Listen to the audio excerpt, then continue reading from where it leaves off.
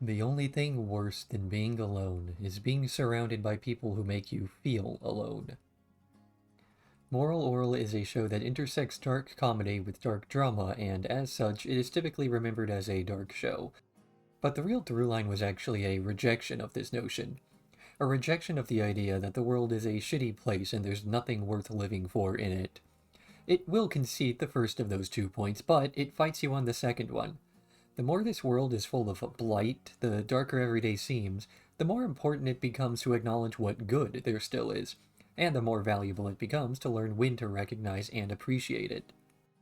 But just like the meaningfulness among the nihilism, the message of the show is also greatly obfuscated.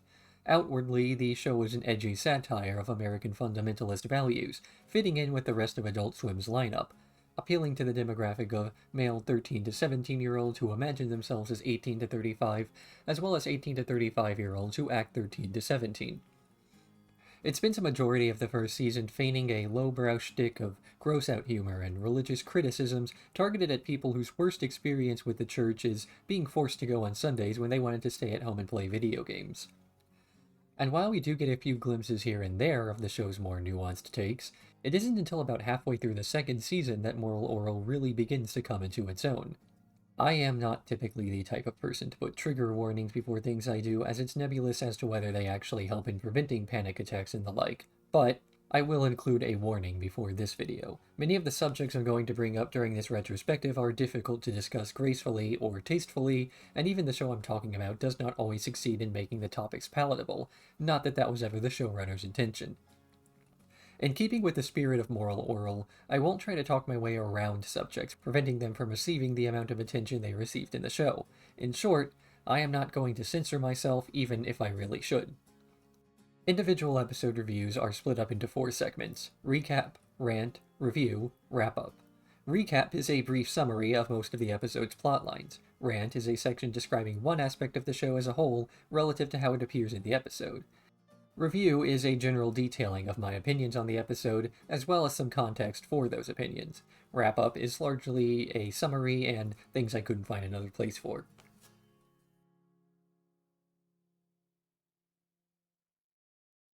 The Lord's greatest gift. Oh, Clay. Down to Jesus' bidding. Oh, nice. Burn in heaven. In heaven. Reverend Putty gives a sermon on life and how it is a gift granted to us by God. He denounces those who would throw it back into the Lord's stupid, ugly, glorious face, as it's something meant to be cherished, something precious, something Orel assumes the dead are wasting. So he breaks the 8th commandment in order to save a few souls and steals a copy of the Necronomicon from Miss Censordoll at the library. When preparing to resurrect Owi's grandfather, they strip the body as cleanliness is next to godliness. The duo then proceeds to resurrect as many corpses as they can until the town is overrun with the undead. Soon enough, Orel's father Clay learns of what his son is doing and punishes him, not for resurrecting the dead, but for stripping the bodies first. The Lord's Greatest Gift is the first proper episode of Moral Orel, and its general purpose is to establish the formula of the series, as well as setting up the fake tone that it'll tear down later. A take that at religious fundamentalism that is as edgy as it is surface level, fitting of the era before the edgy internet atheist stereotype, ruining public discourse for the sake of feeling superior to somebody. Within the first few minutes, you understand the entire conceit of the show. You understand how it got greenlit, and each character represented gets a few stereotypical establishing lines, so you understand what they're supposed to be before they get any more depth. You have to go ankle deep into water before you can drown in it. And you need to get the audience on top of the rug before it can be pulled out from under them. It's simple to understand why Orel would take away the interpretation of Reverend Putty's sermon that he did. How can the dead be considered sinners when they're not lucid to make the choice? Because Christianity teaches immortality through a second life. The dead are never really considered to have died, only to have moved on. And so if one can receive eternal life, then it follows that you must surely be responsible for the sins you commit after passing. This is by far the least realistic the show ever gets, and ever will get, and it makes it seem like an odd choice for the first episode. It fails to establish the tone that the show will later become infamous for, though the logic behind this decision is sound, and there's a strong narrative purpose for doing so. But to defy the laws of plausibility so early on does end up hurting the show's narrative credibility in a way that I'm not sure is ever truly justified. Is stage sauna meant to represent a real familiar place, or is it closer to the realm of fantasy? Maybe it's just an example of overcompensating for the future, shifting the early tone of the series too much to the quirky side of things so the later darker episodes will feel more impactful. God's Chef. Jesus? No thanks, Reverend. It's Catholic free. Oh, okay. Orel discovers the pleasures of being an 11-year-old without internet access and begins masturbating in all his free time. This gets him in trouble at school, though when explaining why, the adults in Orel's life all conflate masturbation with wastefulness. Their attempts to explain the proper way to use your penis all end up with Orel masturbating into a pastry bag and sneaking into women's houses.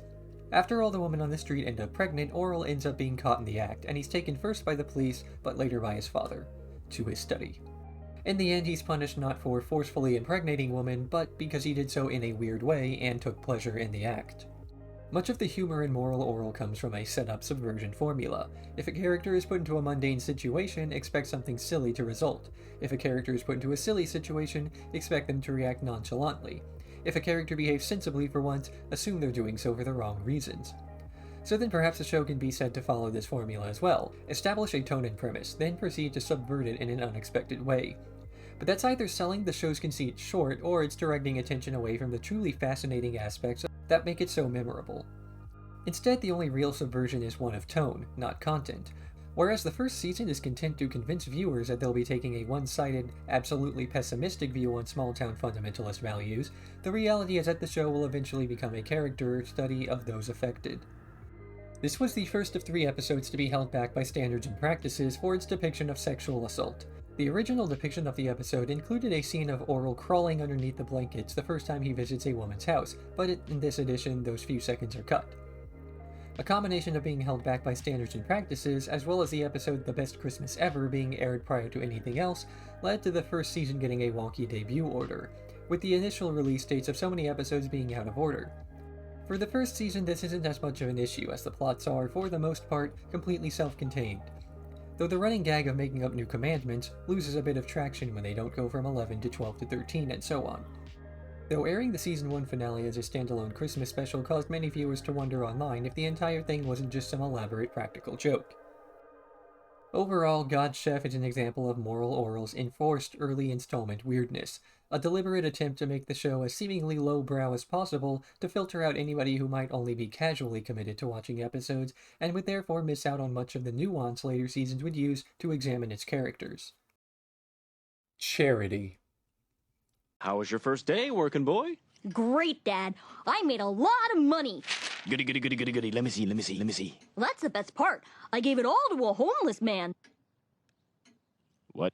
Orel gets a part-time job at Figurelli's in order to learn the value of money. What he also learns in this episode is that it's a virtue to help the poor.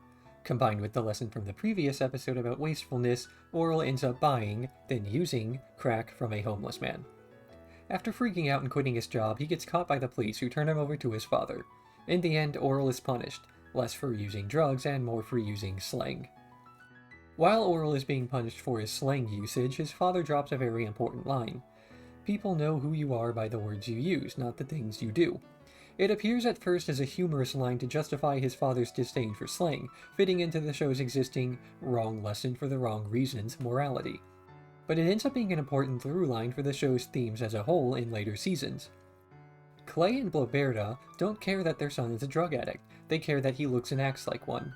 Reverend Putty's sermon is about the way that the homeless and downtrodden are placed on earth as a test for good Christians, objectifying their struggles by viewing them exclusively through a selfish, selfless lens. Nobody aside from Orel in this episode is acting out of anything but pure self-interest. Clay pawns his son off on a business owner who exploits him so that he doesn't have to teach Orel a lesson himself, and Figurelli gets a cheap labor source. The drug dealer Orel believes he has befriended is only giving drugs to Orel to get him hooked. In the end, the lives and deeds of others are viewed only insofar as they are relevant to the self, the real Sigma grind set among religious doctrine. The homeless are there to test you. You raise your children to show off to others. Everything you do in life is about the self, and everything everyone else is doing is just there to give you opportunities. It's a view of the world where you are perceived as the main character and everyone else as an NPC. This sort of worldview is, by its nature, antithetical to forming close interpersonal relationships with others. When you view others as supporting roles to yourself, when they only exist to you once you need something from them, it's impossible for any meaningful interactions to occur. Charity comes across as another of the early edgy episodes, the sort of thing that exists to portray shock humor for the sake of portraying shock humor. Isn't it funny when the boy says, "Okay, Jesus, let's smoke the crack"? We see an early glimpse at Clay's true alcoholism. While earlier episodes have shown him enjoying a drink in his study or hanging out in a bar, this is the first time we've seen him day drinking, needing a buzz just to stay engaged during church. Waste. I've been around the block a few times. I know that taste. What is it, dear? Oh, Orel! Not in my good china! Orel is lectured on preventing waste by his parents and, after learning that it's safe to drink, starts to consume his own urine. After setting a few new school records, his track coach tells him to get the rest of the team in on it, and so Orel begins to sell his urine to the other students. Soon enough, the school ends up winning a state competition, but when his parents learn of what he's doing, they scold him and force him to come clean about what they've all been drinking. In the end, Orel is punished, not for making other kids drink his urine, but for charging them to. The idea of living a waste-free lifestyle is something that practically any culture or background can support. Even in the most consumption-happy parts of the flyover states, there remains a glorification to the point of fetishization of the frontiersmen. The hard lifestyle of the first few Americans to brave the empty, bounteiless wasteland that the natives had been subsisting on for centuries. The aura of self-sufficiency many love to stake claim to is one backed up by years of religious dogma, but the reality of these ideals is no different than the reality of the frontier itself. The only groups that found any success were those heavily backed by corporate investors who had the startup capital to guarantee that their homestead wouldn't result in famine within the first dust storm. Waste is an episode that best exemplifies Orel's susceptibility to religious dogma, as it's capable of overriding the most basic animalistic instincts to not drink your own urine. Of course, it is just a misinterpretation, or over-interpretation, of a Protestant variation of "there are starving kids in Africa" style guilt-tripping. But because it's portrayed as a direct command from God, it holds much more weight than some kids across the world. In the end, Orel is actually punished for the same frugality that got him into the situation in the first place. Cutting back on waste is a respectable, holy thing, but if an effort to cut back on waste is profitable, then it becomes a sin. Coach Stopframe is first shown to be a secret worshipper of Satan in this episode, though in this case what we see him praying for is success for the kids on his track team, ironically one of the only few selfless applications of worship so far. A goat being sacrificed to the devil for somebody else's benefit, not just a bad faith application of the Lord's word to get your kid to shut up. This episode really runs with its pee-jokes. The number one source of humor we see is the episode tinkling a steady flow of repetitive puns on the subject. Gracefully, the episodes are never so long as to allow any particular topic to overstay its welcome, so you don't get quite sick of the slick dick tricks, but there isn't too much more to this episode than the basic premise allows.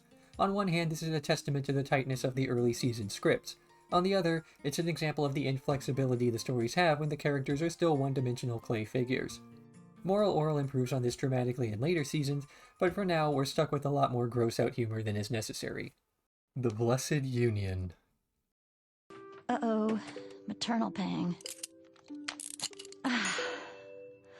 All gone. During that Sunday sermon, Orel hears about the sacrament of matrimony and the sacred bond that unites a man and a woman. He is inspired to begin looking for a way to fulfill his future wife's greatest needs, but doesn't quite understand what that means, so he goes to the primary source and begins asking the woman of Moralton directly.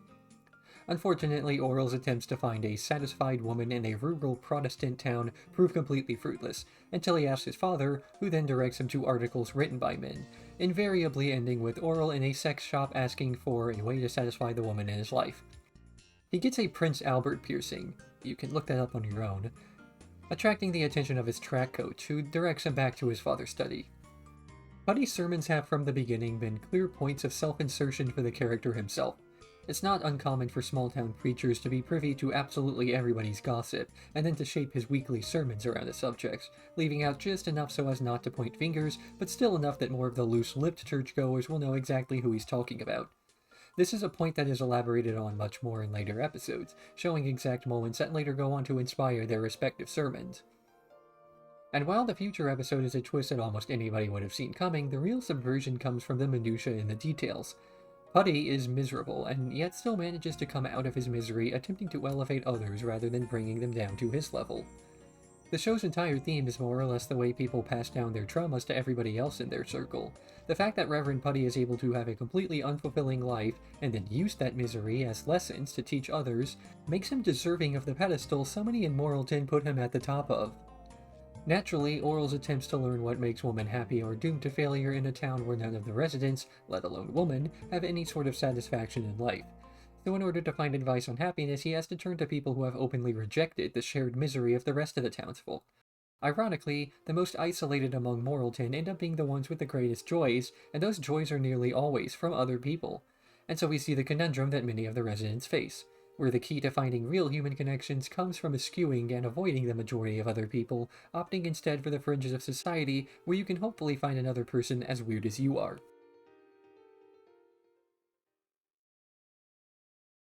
Omnipresence.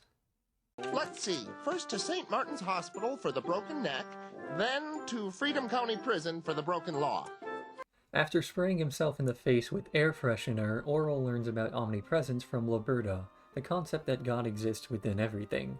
Upon preying on this knowledge, he begins to develop a God complex, a different God complex than the one that he already has, and roams the town of Moralton, flexing his divine right. This culminates in him believing that he can not only cure the sick, but decide when they die as well, at least until Clay calls him into his study and the complex is beaten out of him. Orel believes that, as God can do no wrong, he himself can likewise do no wrong, as he is one of the creations of God. Since we are all created in his image, it follows that we should have the same divine judgment that he does. It's a fundamental fallacy of righteousness, one that assumes that being correct, or righteous, is a perpetual state, and not something applicable to individual situations, or an ideal to work towards. If a person is righteous in enough ways, then they can preemptively hold the moral high ground in situations that are yet to occur, and hold the correct opinions about things they've never heard of. This ends up creating a sort of feedback loop, where a person who believes themselves as a righteous individual must constantly double down on every opinion they hold, even when they are unquestionably incorrect. Orel knows that life is sacred, and yet when the thought occurs to him to kill somebody, he doesn't question whether that conflicts with his current beliefs, as it's wrong to question something that's right. The episode Repression also ends up touching on this topic, but in a much less messianic way. We see one end of the spectrum of a crisis of religion, one that errs as far onto the side of plugging your ears and neglecting the problem as possible. Sitting in a room, surrounded by flames, telling yourself, "This is fine." Omnipresence as an episode is just okay. Many Moralton citizens act a bit out of character for the sake of punchlines, and we see behavior that contradicts the strong character study that later seasons would become.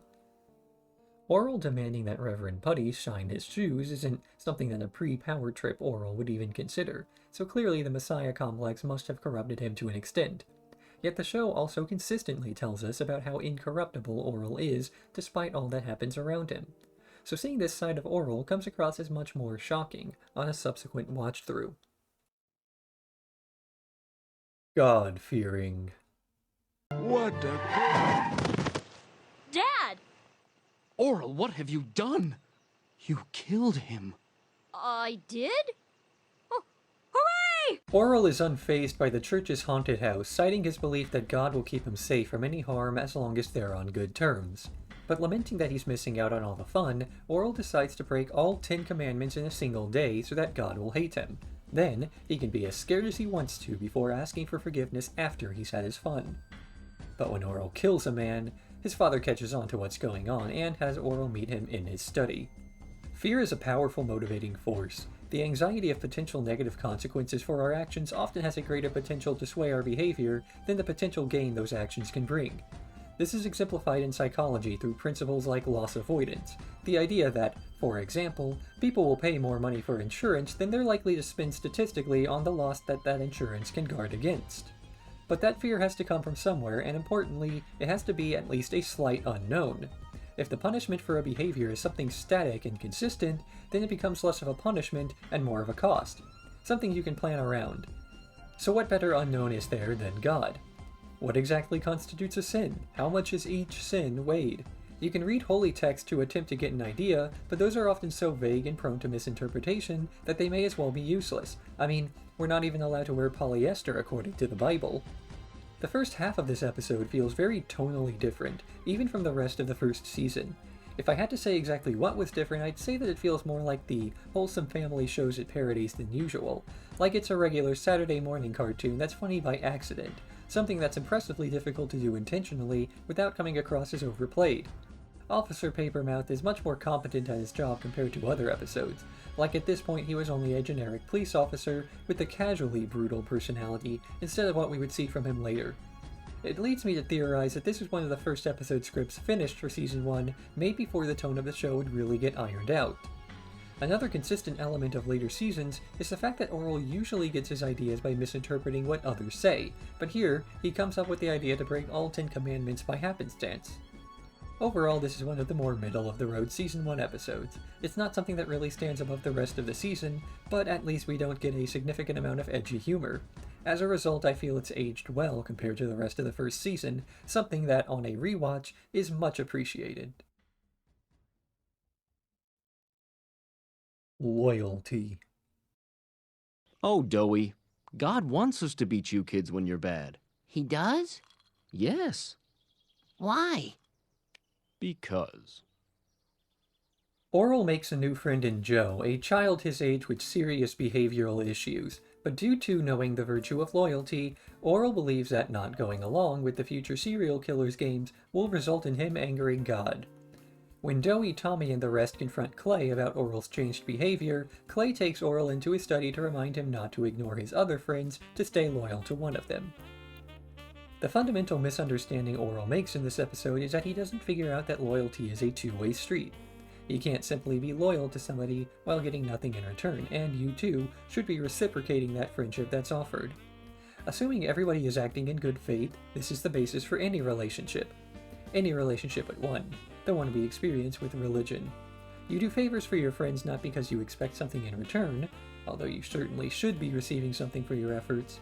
So it's possible to be a bad faith Christian, one who only tries to stay on God's good side because they're afraid of punishment or possibly hoping for some kind of reward for their behavior, be it eternal life or a more immediate karmic response. Naturally, somebody in this sort of one-sided relationship with God would be less than capable of recognizing when such a relationship occurs with their friends, and so it makes total sense why Orel would go along unquestioningly with Joe's mischief, in spite of his better judgment. This was the second episode of Moral Orel to be held back by standards and practices, this time for depicting an implied homosexual relationship. Funnily enough, there was no issue with the two boys bashing homosexuals with bats. It was the kissing that had to be toned down. It's a shame too. I would have liked to see what kind of development the "You Are Nice" boys would have received come Season 3, but keeping them in the show I suppose would have been too much to risk. The ultimate fake moral of this episode, "Thou shalt be loyal to all thy friends at the same time," feels a bit out of place, even as far as the town's hypocritical behavior goes. It's easy to see how many of the other fake commandments would have been made. A majority of them are the kind of things parents would tell their kids to get them to behave. All thy friends is a bit unrelated in that sense. I also feel as though it would have made a better plot for an episode to have Orel torn between multiple friendships, exhausting himself as he tries to appease the increasing demands of everybody.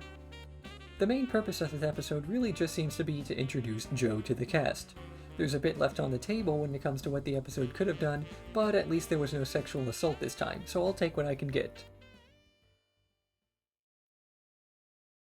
Maturity.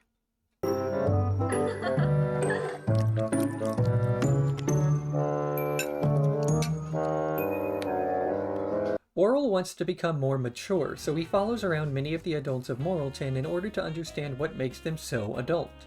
He ends up gathering that it's alcohol that makes them act the way they do, and so he begins to drink from his father's supply. While drunk, he jumps rapidly from enjoying life to wallowing in his own misery, just like his father. But when Clay learns that his son has gotten into his stash, he takes the boy into his study and tells him that drinking is something that has to be earned. The ultimate moral of this episode is one that conflates maturity with suffering rather than adulthood. The more you suffer, the more grown up you are. And while Clay tells Orel that adulthood is suffering, we also see him repeatedly try to enforce this ideology through a just world type of fallacy thinking. The just world fallacy is the idea that bad things exclusively happen to people who are bad, and good things exclusively happen to people who are good. If the world is shitty, it's because you're shitty. If things are going well, it's because you're a good person. no amount of hard work or luck plays into success, and no level of circumstance explains your misfortune. You deserved it all. Of course, this way of thinking often tends to reinforce itself. Something bad happens to you, so you depress yourself by overthinking the various ways you sinned in life. This is a third Season 1 episode held back by standards and practices, this time for a combination of a depiction of a child drinking alcohol and domestic abuse. The domestic abuse scenes were cut out, though I can't find anything on whether they toned down Orel's drinking. It's very on the nose about what the episode is trying to show off. Slightly different is that rather than completely missing the point, Orel is extremely close to figuring out that which we in the audience can see plainly, but this dramatic irony is what drives most of the early episodes of the show. There's a sort of expressiveness in the lack of expressiveness clay figures can produce. Typically with animation, you see the creators exaggerating body proportions to better illustrate the character in particular scenes, or to add in-between frames that give more fluidity to the overall movement. This is something that can't be accomplished through similar means in live-action productions, but those benefit from the added realism of using live actors. Claymation reaches a middle ground, where you're pulled out of the zone of familiarity just enough by the character design so as to separate fiction and reality. But the flat proportions and static designs of these characters can add a bit of groundedness to the way scenes are composed. It's a perfect stylistic choice for Moral Orel, as it's a show that is at once cartoonish and depressingly realistic. The best Christmas ever.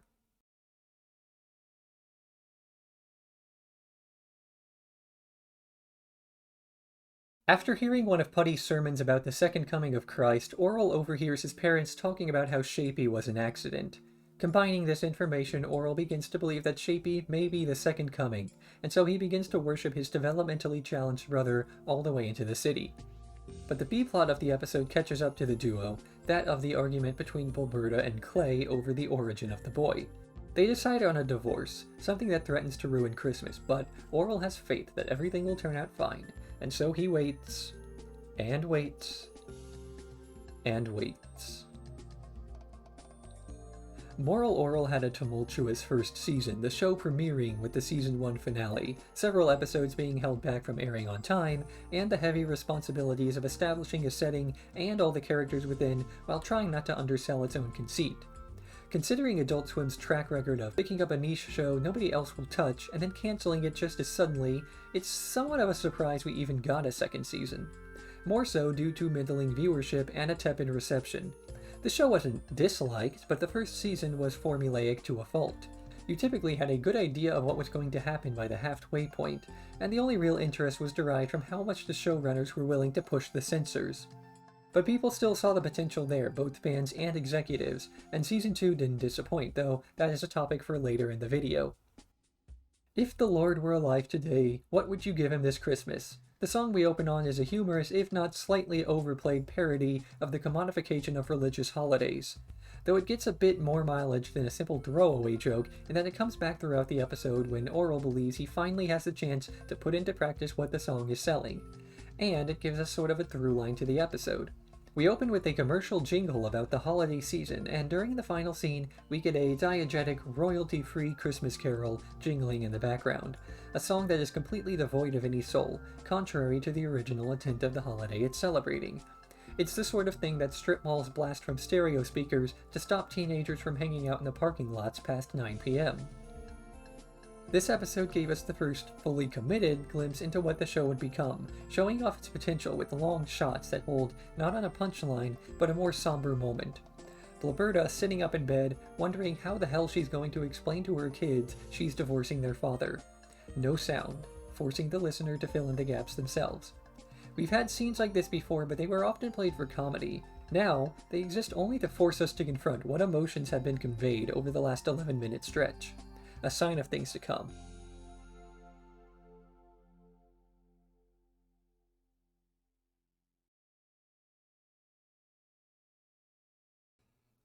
God's image.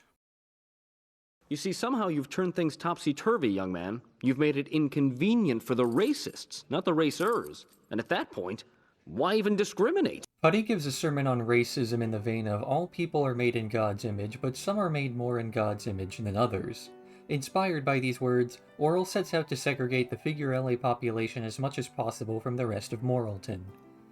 However, many of the segregation policies he implements end up having unforeseen positive effects on the marginalized group, and in the end, the townspeople decide to stop treating others differently, if only because the marginalization accidentally resulted in minorities being treated better. Chocolate and peanut butter, peas and carrots, Protestants and casual racism. You can't have a moral a day type of show, or for that matter a parody of a moral a day show, without doing an episode on racism. The town of Morrilton practices discrimination in a step above casual racism, moving up to a ranked competitive racism of sort, the type of thing mandated and institutionalized into their society. Nothing says suburban rural America like the decades of urban design decisions that reinforce segregation-era policies, even into the 21st century. Red zoning and other forms of real estate discrimination that were implemented to keep communities as monocultural as possible. Then, traffic engineers separated neighborhoods, bisecting entire cities with railroads and low bridges that were meant to make certain areas inaccessible to people without cars, namely, anyone who wasn't an upper-middle-class white guy. That's right, I'm calling bridges racist. The depiction of race relations in Moral Orel is at best a funhouse depiction of the real world, and at worst actively damaging to racial discussions. We see a lot of completely normal casual racism throughout the show, but then in this episode, we have multiple kids actively taking on the mantle of the oppressed because they view the Figurelli family as being treated better. It's the type of behavior that fearmongers peddle when warning about wokeism going too far, but this is also a show where a claymation boy drinks his own piss and does crack, so it's very easy to read too far into the political messaging, as I am surely doing. We get a lot of fun with words here, from Wigurellis to Clay's comments on racers, and overall it manages to speak pretty well to what a lot of people mean when they practice separate but equal policies. Daniel Stopframe throwing a Molotov cocktail and inadvertently burning down the entire town is a humorous climax to an otherwise very strong episode. A great way to start off the second season, though not necessarily a tone indicator of what's to come. Love. More than your father. More than your favorite food. And yes, even more than money. Orel adopts a stray dog, naming it Bartholomew, and the two become very close in a short amount of time. But when he hears a sermon about how we are meant to love Jesus more than anything else, Orel begins to fear that he loves Bartholomew more than he loves Jesus. In the end, Joey and a group of adults come to put down the dog as they've grown annoyed with the amount of attention that the animal has been receiving. Orel takes some comfort in the idea that he and Bartholomew will be reunited in heaven, but Blubberta tells him that animals have no souls while boiling a lobster. Orel ultimately puts down his beloved pet Bartholomew because of a pedantic misunderstanding of language. The title of the episode is Love, but there's no romance in the story. Love can refer to many different things, and it really exists as a catch-all term for various types of attraction. Of course romantic love exists, but that's not the type of love we feel towards our family, and hopefully not the way we feel about our pets. And so we're constantly told to love one another as I have loved you, but what exactly does that mean? How have we been loved? Because as far as the average person is able to tell, Jesus' love is a very hands-off sort of approach. In fact, it's surprisingly similar to the sort of love Clay gives his children. Ignore them most of the time, unless they mess up, then you punish them. And on occasion, you can give them very antiquated advice that's been taken so far out of context that the original intention is all but lost to history. This episode throws a few obvious parallels to the story of Christ, increasing in how blatantly the story is spelled out for you. By the end, we're practically beaten over the head with Bartholomew carrying a cross-shaped stick up a hill to his execution. It ends up becoming another joke in and of itself. If Jesus were alive today, our governments would absolutely be trying to put him to death again. You see how many homeless people he's feeding? We can't let a godless socialist like that run around. This is a very silly episode, despite how dark the underlying theme is. I especially love the scene where Orel and Joey realize that Orel loves Bartholomew more than Jesus. Both boys are panicking, but they can't really explain why they're so afraid. It's also worth pointing out that the name Bartholomew is significant in that, of all of Jesus' original disciples, Bartholomew's death was the most gruesome, being flayed alive before being beheaded. The messaging here is so on the nose the showrunners may have well have punched you in the face, but it works to the benefit of the episode since they seem to embrace how obvious the moral is, so despite the plot being pretty ridiculous, it feels like we're in on a joke. I do find it a bit odd that any of the authority figures even cares that the dog is getting attention. Normally, they seem pretty content with letting this kid stay out of sight and out of mind, but it's a suspension of characterization that's believable from the perspective that all of these people are so horrifyingly insecure.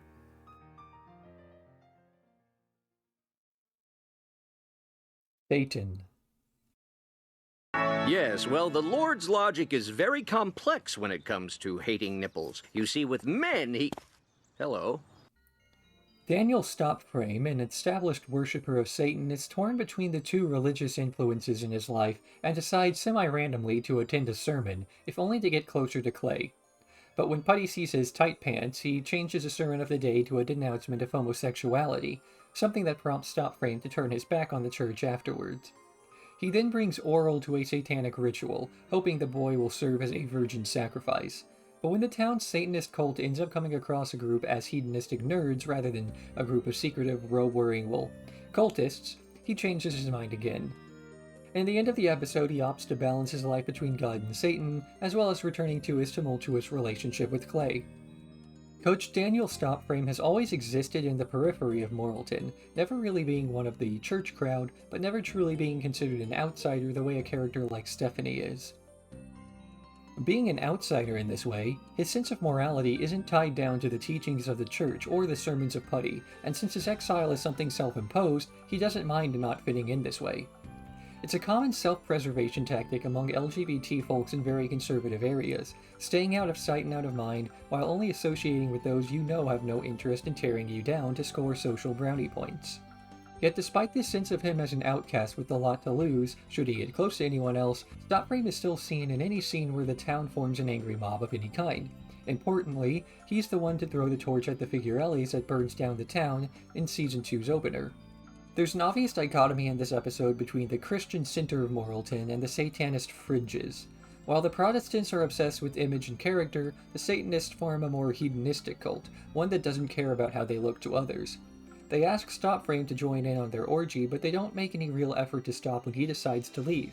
It's a low-pressure environment, completely contrary to the rest of the town, and yet it's still equally uninviting to Stopframe. Sure, in the episode, the Satanists are depicted as being unattractive and slobbish, but considering Stopframe is implied to have fornicated with animals before, I doubt he's especially picky in that regard. Rather, my interpretation is that the thrill of breaking a social taboo is what Stopframe is really after. In a society with so many strictly enforced rules, the act of breaking any rule becomes a much-needed source of emotional relief. Goth teenagers know smoking is bad for them, but they go ahead and do it anyway, if only because they want to be able to make a decision for themselves. I think one of the most important things that can be taken away from this episode is the fact that there is apparently a Satanist cult in the small Statesuna town. It shows that the decision to stay within the cult of worship around the church is a somewhat active one. There exists a group of non-churchgoers in Morrilton, but once people have their niche in their community, tracking them out is practically impossible. At any moment, the Puppington family could simply elect to stop attending Mass, but they couldn't stand having to start over again.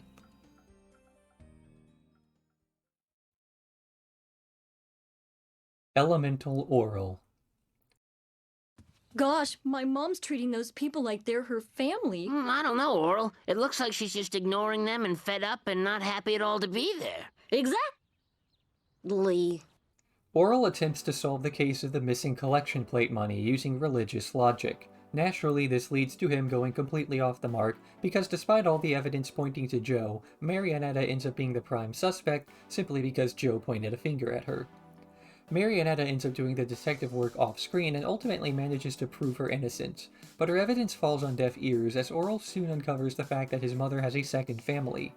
When Orel confronts her, it is revealed that his father is in on it, and the two are swinging in order to spice up their horrible home life. By the time Marionetta solves the mystery, we no longer care about the initial plot structure as Orel has found a shocking revelation preoccupying his thoughts. What makes this moment stand out is the fact that previously, Orel has always been optimistic to a fault. No matter what he sees, a few words from his father always sets his mind back to its bright disposition. But here, the fact that his father is in on it only serves to make the revelation of his mother cleaning another family's house more damaging. This really is the first glimpse we get of Orel's real thoughts on his life. Despite everything, he knows something is wrong. He knows there's much more to life than what people are saying, he just doesn't have the vocabulary or life experience to put it all into an expression. Orel's parents are both treating another family like they belong there, and Orel is not okay with that because he himself subconsciously knows that his parents aren't doing enough for him.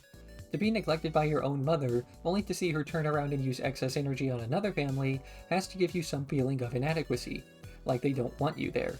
This episode breaks from the typical show's formula in such a way as to hint the viewer that much more is going to happen in the future, as the thoughts are already bubbling inside Orel's head. We don't see those thoughts come to any more fruition until the second part of Nature. For now, it's just a foreboding warning. This is also the first episode that mentions Orel's grandfather. It's an offhand remark about a character that comes back in the Before Orel special that aired after Season 3, so even aspects of that special had to have been in the works for this sort of development to be present. In the end, Elemental Orel is an episode that doesn't really stand out on a first viewing, but on a second watch, it has a much more obvious meaning, as it sets up so much more of the show's world and tone. Offensiveness.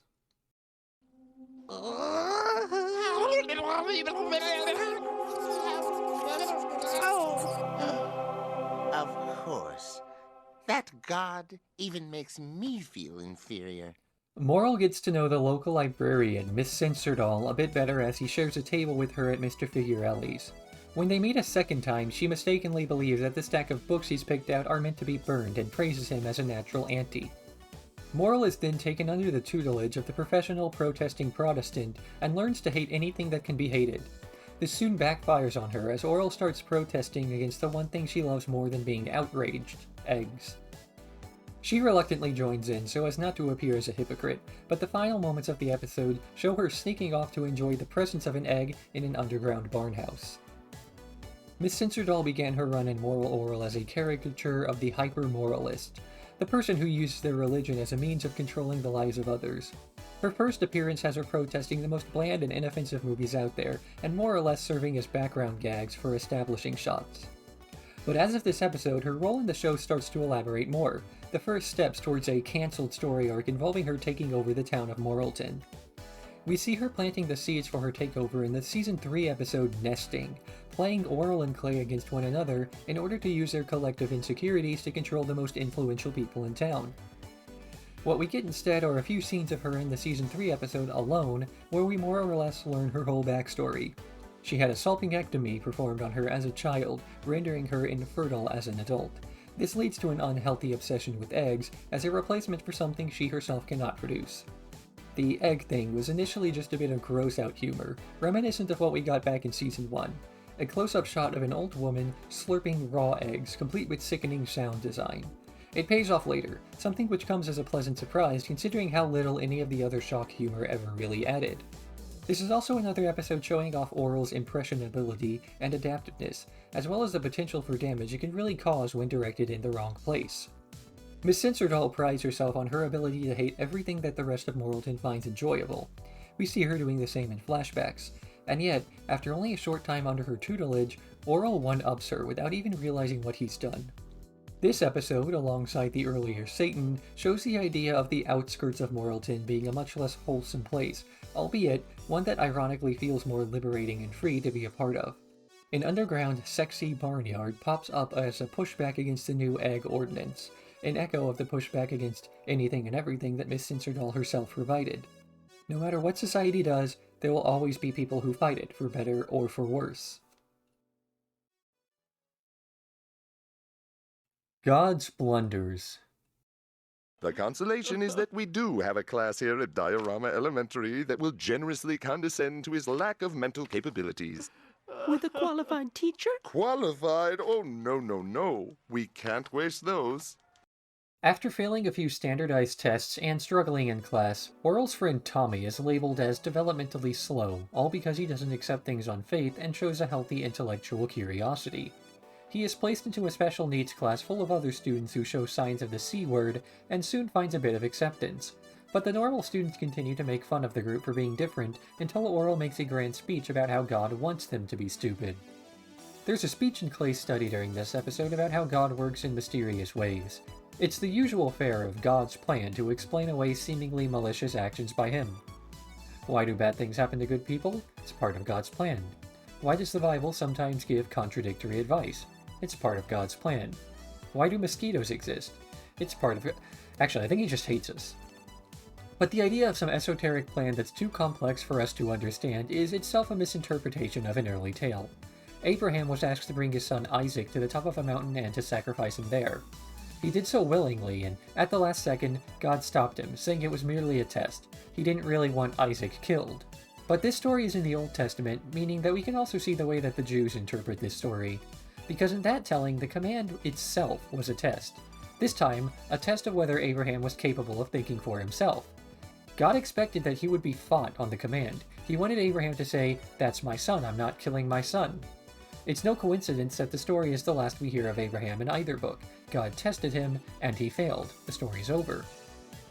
After Season 1 established so many trends and formula for the show, Season 2 revels in breaking as many of the established rules as possible in interesting ways. These inversions of the formula allow us to see the characters in lights they wouldn't ordinarily get, and we get to see characters undergoing challenges to the status quo that reveal more information about them in a way that feels natural and organic. During this episode, we see the ever-trend-loving Orel defy what everybody else is doing in order to soapbox about his hero god.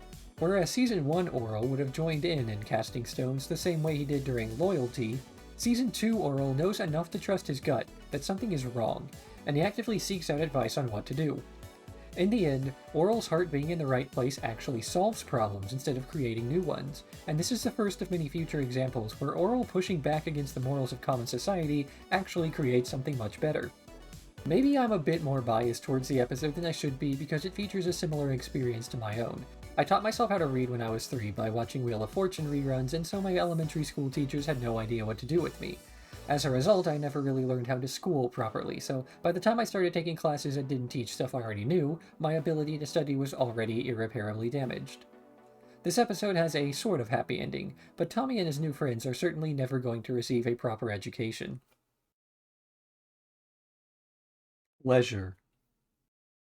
Oh, son, you're still young. You'll naturally grow out of seeing the bright side of things. Okay. Believe me, it'll happen soon enough, and let me tell you, it's pretty great. Huh? Just kidding. Orel interprets a putty sermon about pleasure to mean that anything pleasurable is a sin. Unfortunately, Orel finds helping people to be a satisfying act in and of itself, and stops helping others in order to be a better Christian. But that proves not to be enough, and soon he begins to actively seek out pain, as he believes this will please the Lord. The conflation of self-inflicted pain with self-love soon proves to warp his psyche into enjoying the pain, and Orel joins a club of pain fetishists. When his father finds out, he doesn't quite know how to punish the boy. Pleasure is what I consider to be a companion episode to Season 1's Maturity. Whereas Maturity is an episode all about how suffering makes you an adult and is something to be welcomed and sought out, Pleasure is an episode about the way that happiness is something to be avoided and shunned. If it feels bad, it's probably right is a similar line of thinking to, if it feels good, it's probably wrong. As impressionable as Orel is, it isn't a stretch of associations to be made in his head about what acceptable behavior is and is not. And of course, hardcore religious sects aren't exactly dissuading this sort of thinking. Self-harm as a form of worship is not just something from Monty Python, but mortification of the flesh is a ceremonial act performed even in the modern day. This included things like wearing shirts made of camel hairs, wearing wired chains around the legs to cause discomfort, and of course the word discipline itself is derived from an instrument used to whip one's own back. All of these devices were used as a sort of self-reconciliation, a way to purify yourself by paying for your own sins. Of course, the practice as a form of purification was meant to drive thoughts of desirous evil from the mind, so there is a hint of irony in the fact that Orel uses these acts as a form of pleasure. But Orel missing the point of religious doctrine is nothing that's new to us by this point. We just get to see him misread it in a new fascinating way. Again, more of the Season 1 edginess rears its head as Orel joins a literal fetishist club, a fetishist club that is surprisingly cool about letting a child join up. But there's a different reading of it this time as Orel seems to be more victimized by the story. The narrative doesn't treat him as this chaotic ball of energy, destroying everything around him with a smile. Rather, Orel has become a bystander, caught up in the mixed messages that those around him are granting. All in all, this episode contrasts the first season very nicely, in that we see a much more mature and nuanced look at a story that would have fit in nicely in Season 1. All of the setup this show had to reach this point is beginning to pay off, and it only becomes more engaging as we continue.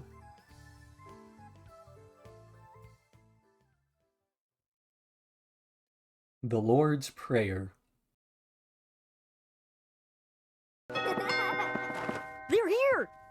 How do I look? Like you always do. A new family, the Posables, moves in next door to the Puppingtons.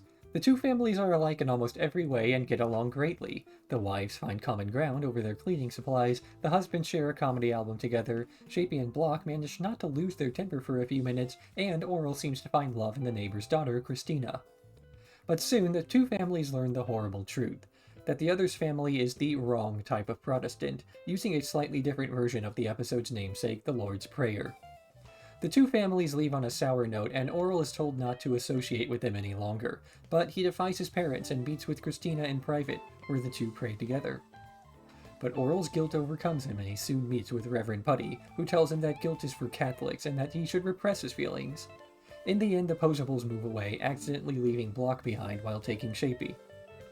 The Posables are an outwardly happy family, giving the appearance of the perfect neighbors for the Puppingtons.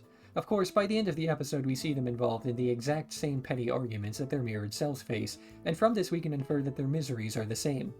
Everybody in Moralton is so obsessed with maintaining a good image, and of course, they're very talented at it. For a brief moment, we forget that everybody hates everybody else, and the first half of this episode has a genuinely happy and optimistic tone. It's like if we saw Clay relaxing in a study, and even briefly, we believe that he was just having a drink in a normal and healthy way. Season 2 continues to chip away at Orel's happiness in the same way that it always has, giving him glimpses of the world outside his bubble of culture, and then snatching it away under the guise of dogma or tradition. Orel and the rest of the Puppington family find their perfect matches, a group of people with whom they get along so well that if it weren't fiction, I wouldn't believe it. A family of people completely incapable of connecting meaningfully with others manages to find a match, and it is, of course, too good to be true. Some are so entrenched in their ways that they will fight any attempts to improve their life. Naturally, this sort of self-serving attitude will cause issues in more ways than one. It's never even considered that, if they're praying wrong, perhaps we should simply teach them the right way, show them our point of view. Surely they'll be reformed into the light. I think if I had to pick a favorite episode of Season 2, this would be it, even beating out nature. It fits the tone of Moral Orel so succinctly that you could just watch this one episode and have a good impression of 90% of the rest of what happens. And if I had to convince somebody to watch Moral Orel with one episode, this would be it. Granted, it's probably best not to recommend this show to your friends if you want them to stay friends. Recommending Moral Orel is basically a mental health flag.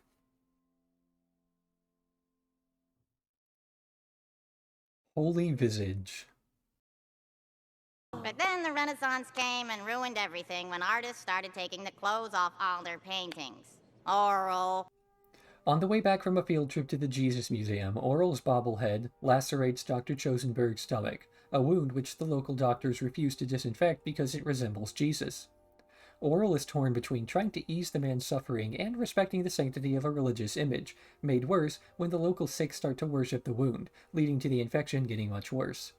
In the end, Orel learns from his father how to lie to himself, giving the doctor the means to treat his own wounds while ignoring the fact that he may have done something right. Dr. Quentin Xavier Potterswheel is the only real medical practitioner in Moralton, his assistant nurse Bindi never getting the leeway to do any more than stand there and look pretty. He is utterly incompetent as a doctor, almost exclusively because he makes no real attempts at actual doctoring. His faith and lack of morals prevent any real diagnoses, and his fetish for flesh wounds often gets in the way of his desire to actually treat said wounds. In the Season 3 episode Sacrifice, we get some implication that he allowed his first wife to die this way, a plot that likely would have received more attention in the second half of Season 3 that exists only in theory.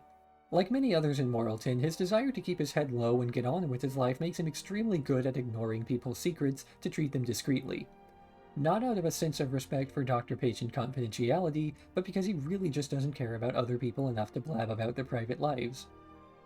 In this episode, we see Orel fighting against what everyone else is doing, even after going to his father for advice. He sees another human being suffering and is told that it's okay. It's all part of God's plan. But Orel doesn't accept that and accidentally helps out another person. This act of defiance shows that he's finally beginning to create his own moral code, and importantly, understand when his ideals contradict the beliefs of others. He defies professionality, defies authority, and even approaches defying God's will in the interest of doing the right thing. This might come across as a conflict of faith, but I don't really think that's the case. Orel believes that God is good, that God would always want him to do the right thing, and so he keeps that mentality while rejecting the notion that God wants others suffering, should that suffering be preventable. This lesson seemingly contradicts with what he's learned in Clay's study about suffering and pleasure. Rather than being a plot inconsistency, though, it's a sign of development, and it's done so subtly that it feels like a logical conclusion to the episode, even though it's an uncharacteristically happy ending for all involved. It's a testament to the quality of the show's writing that we can learn so much about the cast, not just from the challenges they face, but from how they grow in response to that, without feeling like they're compromising earlier characterization.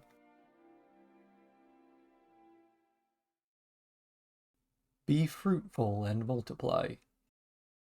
And I'm saying it could be any lady. Any shape, any size, any color, any weight. After finally convincing Stephanie to go to church, Reverend Putty is quickly smitten with the girl, only for her to shortly afterwards reveal that she is his long-lost daughter, conceived after a stalker stole used tissues from the pastor's bedside trash can. At first he resents knowing this information. After having spent the entire episode and the entire last season and a half being terminally lonely, Reverend Putty learns that he has all the titles of fatherhood with none of the parts that make you less lonely. That is, until he has an encounter with Orel, and the boy's purity at heart convinces him that this sudden opportunity is not a wholly negative event. In the end, Reverend Putty and Stephanie meet at her store, and Putty declares that he's going to try to be as good a father as he can to her. Rod Putty is a self-centered, narcissistic, deeply depressed individual who simultaneously believes that he is both high value and totally worthless at once, so he fits in perfectly with the rest of Morrilton. However, one key difference in his personality is the fact that despite being petty and selfish, he still does genuinely care about the well-being of other people. He complains about how much he hates his job, but he also tries to go through and do his best at it. He'll feel as though his life is completely worthless, but then try to put other people up instead of dragging them down with him. As such, he serves as a foil to one of the overarching archetypes that the show relies on. Whereas most of the Morrilton residents are terrible people who try to pass on their traumas, Putty makes an active attempt not to pass on his misery to the world around him. This doesn't necessarily mean that he succeeds in doing so, but the fact that he's constantly trying is itself a large amount more than anybody else can say. This episode concludes Season 2 Part 1, which aired months prior to the second half of the season. The split-season style is something that Adult Swim animations do pretty regularly, usually in response to delays in production. The network offers a lot of creative freedom to their projects, and this is the compromise. The second season tonally matches the first in that the darkness behind the characters is more implied than shown, and the genre can confidently still be considered a comedy first, drama second, but we've seen enough scratches at the surface to plainly see what we're going to be in for the future. The formula has been all but eroded away. Orel gets his ideas from different places than before, and for the first time comes to conclusions that may violate the spirit of his instruction intentionally, rather than by mistake. This is an episode all about irony. Putty believes he's giving a do as I say, not as I do sermon to the congregation, only to learn by the end that he has, in fact, followed his own advice. Adding to that, he managed to be fruitful and multiply in a way that has had as little pleasure for him as possible, possibly the most Christian way you can do totally loveless procreation. This is a great episode to show off who Putty is as a person. He gets angry about the situation he finds himself in, and he complains the whole time, but in the end decides to do the right thing, even when he could have justifiably, at least justifiably to the town, done nothing at all.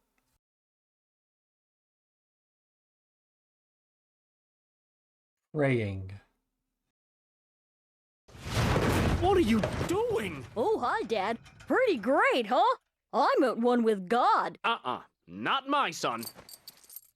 The praying bee, exactly what it sounds like, assuming you didn't just imagine a bee with its head bowed, is coming to Morrilton.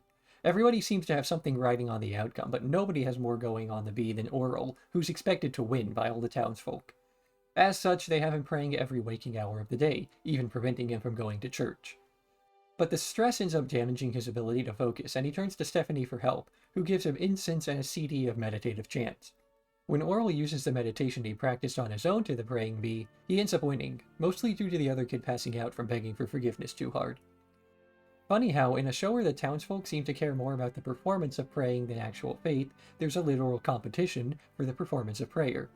I would call it ironic, but only because I, like most people, don't actually know what irony means. Very few in Morrilton actually care about their faith, they just want others to know that they care about their faith. In fact, the actual religious aspect of the show may as well not exist. The town of Morrilton could be obsessed with Star Trek and then judge each other each on how much they know Star Trek lore, and how many conventions they've been to, for all the actual impact it has on their lives. And so we see a theme occurring in the show. While it presents itself as a take that of religious fundamentalism, the reality is that it's criticizing anybody who would use that sort of fundamentalism to dictate how others live their lives while justifying their own faults. Boy, there sure are a lot of religions out there. Aren't we lucky to be born under the exact right set of circumstances, correct culture, part of the world, time, and geography, that we would worship the right one? Coincidentally, what our parents and their parents and their parents and their parents and their parents chose. We see Orel listening to Buddhist chants while meditating and finding a sense of inner peace as a result, but this doesn't necessarily mean that Buddhism was the better religion for him. Orel is just as content when he prays to Blue Eyes White Jesus than any other performance of faith, and the only real reason he finds a greater peace elsewhere is due to burnout from praying too hard earlier. And so one of the most overtly religious episodes of the series is actually the episode that shows how little religion really matters to the show itself. It serves as set dressing, much in the same way that a real-world city in another show might take place in does. And while the setting of Moralton goes a long way in detailing the types of stories Moral Orel can tell, it's really not a show about religion. Repression. Just remember the lost 29th commandment. Everything's fine. Principal Fakey is losing his mind over the guilt he feels for constantly cheating on his wife with Nurse Bindi, and just as often as he's having sex with her, he's crying to Reverend Putty about how bad he feels. Orel overhears his laments and turns to his father for advice which ends with Fakey learning to completely ignore the problem by convincing himself it's not a bad thing because he's not a bad person. Orel is nearing the point of being wise enough to understand that nothing was really fixed by his actions, but after applying the same advice to himself, deems that, quote, everything is fine. Hell hath no fury like a middle-class American being told that their normal behaviors contribute to large global issues. Being told that something you do every day could be potentially damaging to society or the planet or even yourself is more or less a demand to change your way of life. It's why so many people are resistant to things like health as a lifestyle or environmental concerns. It's easier to simply ignore that these issues exist at all or to find some confirmation bias that absolves you of any responsibility. Principal Fakey shows us an example of how some people struggle with the idea that they should be feeling guilt over their lifestyle, and Orel recommends one of the most popular coping mechanisms. Tell yourself you're a good person, and tell yourself that good people only do good things. The episode Omnipresence has a similar theme to this episode, though this time the episode is told from an outsider's perspective. Repression, being an episode that retreads earlier thematic ground, has the burden of expanding on the existing ideas expressed in the earlier episode, and I personally think that it fails to live up to that, at least in a sufficient enough way to justify the episode in the first place. It takes a viewpoint of innocence through helplessness. If you can't fix the issue, it's not your fault. If you can fix the issue, it's not a real issue. Either way, keep doing nothing and convince yourself that nothing needs to change. The entire episode also suffers in enjoyableness by focusing on characters we're not meant to like doing things we're not meant to agree with them doing. Overall, it's not a very nice episode, and I feel as though it's among the weakest episodes of the season, though I should point out that just because the episode doesn't feel good to watch, doesn't mean that it's automatically a bad episode. Some media is meant to make us feel good, powerful, proud, or righteous. Other media is meant to make us feel uncomfortable, afraid, nihilistic, ashamed. Moral Orel routinely falls into the latter category, but most of the time, it at least has a message beyond that, or some kind of moral to take away. This episode just reinforces things about the town of Moralton and its people that we already knew. Turn the other cheek. Not she. Orel, you know you shouldn't upset your mother by coming home with dirty clothes, because then your mother talks to your father, and no one wants that. Orel learns to turn the other cheek, which to him means actively allowing himself to suffer at the hands of others and later himself. He believes that by doing this, he's setting a good example of how to be a proper God-fearing individual. But when Blubberta and Clay find out, they're concerned for Orel's safety, because all the blood on his school clothes is going to cost them a lot in detergent. So Clay teaches Orel to be more proactive in his morality and make the other guy turn his cheek first. Taken to its logical extreme, Orel starts roaming the town, assaulting anybody he perceives to be threatening, so everybody, until he beats up his father, at which point they sit down and study, and Clay refuses to admit that he's done anything wrong. Turn the Other Cheek is an episode about masculinity. Specifically, it's an episode about the paradoxical relationship between the ideals in the Bible and the macho lifestyle many religious men try to idolize. On one hand, Jesus was a virtuous man whose lifestyle we should all aspire to emulate. On the other, he was a bit of a fruit. He never got into fights to defend his honor. He relied on others for help constantly. He cried a lot. If the Lord were alive today, he absolutely would have been bullied in middle school. Clay tries teaching Orel how to defend himself, to stand up against the perceived harms in this world and not to be such a little boy about it. And in the end of the episode, despite Orel being feared at school and beating up both his parents, Clay doesn't punish him. He did the manly thing, even if it was a sinful act. Orel takes 2 lessons in this episode. One of actively seeking out pain, itself slightly retreading morals from pleasure, and one of actively seeking out to inflict pain. Orel is able to switch seamlessly from one of these concepts to the other without actually thinking that the first way of thinking was wrong or harmful at all. As such, he's never put into a position where he has to question what he's doing. We've seen Orel questioning authority a few times already this season, but this is an episode where he seems to regress a bit. Though it only seems that way. We've already had the fact that Orel has a subtle pain fetish established, so this episode is actually building on that earlier bit of established lore. In the end, this is an episode that's more humorous than anything else. We get to see the ever-peaceful Orel going goblin mode on everything that moves, and we get a cathartic scene of him beating up Clay for once. Later episodes go on to show that Clay has conflated physical violence with affection as a child, so this episode takes on a totally different tone with that knowledge, but for now it's just a fun romp down the religious propaganda doublethink hole.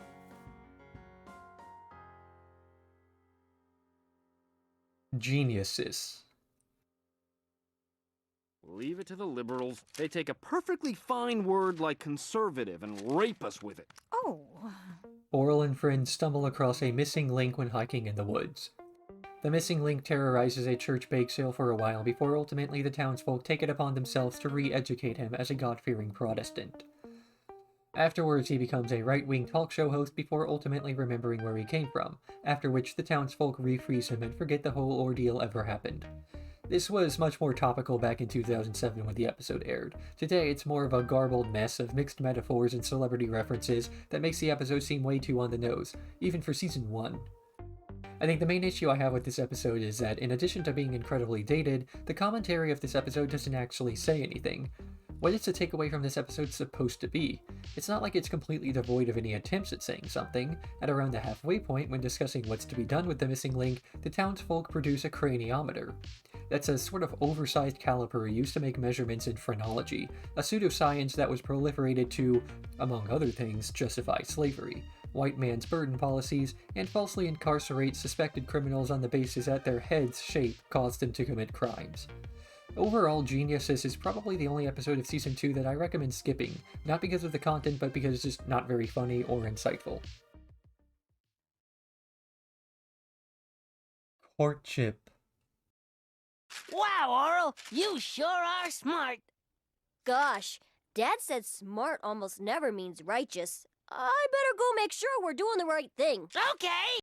Doey's parents give him a few bucks to leave the house for a while, something which Orel learns they do very often in lieu of affection. The next day, Doey falls in love with his teacher, Miss Sculptum, after she offhandedly calls him son, something his parents have never done. He spends all his allowance money on a gift for her, but this only temporarily buys her affection, so in order to continue funding his one-sided relationship with Miss Sculptum, Orel sets him up with a one-sided relationship with the local pedophile / ice cream man, Mr. Creepler.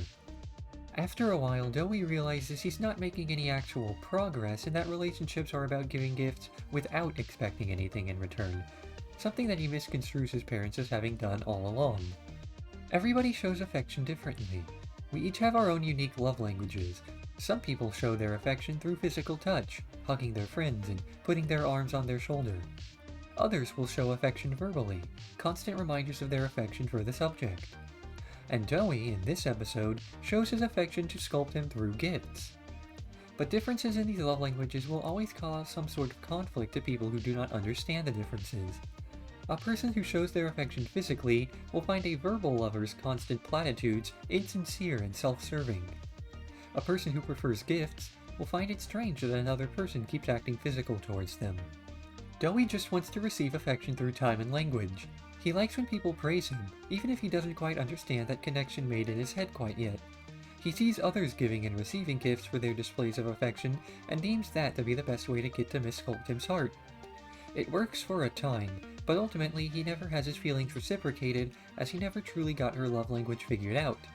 It's the Season 3 episode Alone, where we finally find out she's been longing for a more physical relationship, but here, it's a mystery by the end of the episode. In the end, Toei accepts that his parents do in fact love him, just in a very roundabout way, tinged with a healthy amount of denial. Courtship is an interesting break from so many Orel-centric episodes.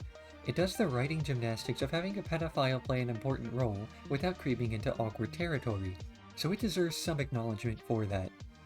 Following this episode, we enter the final quarter of Season 2, where a lot of things begin to wrap up, but not before a couple of brief diversions. School Pageant.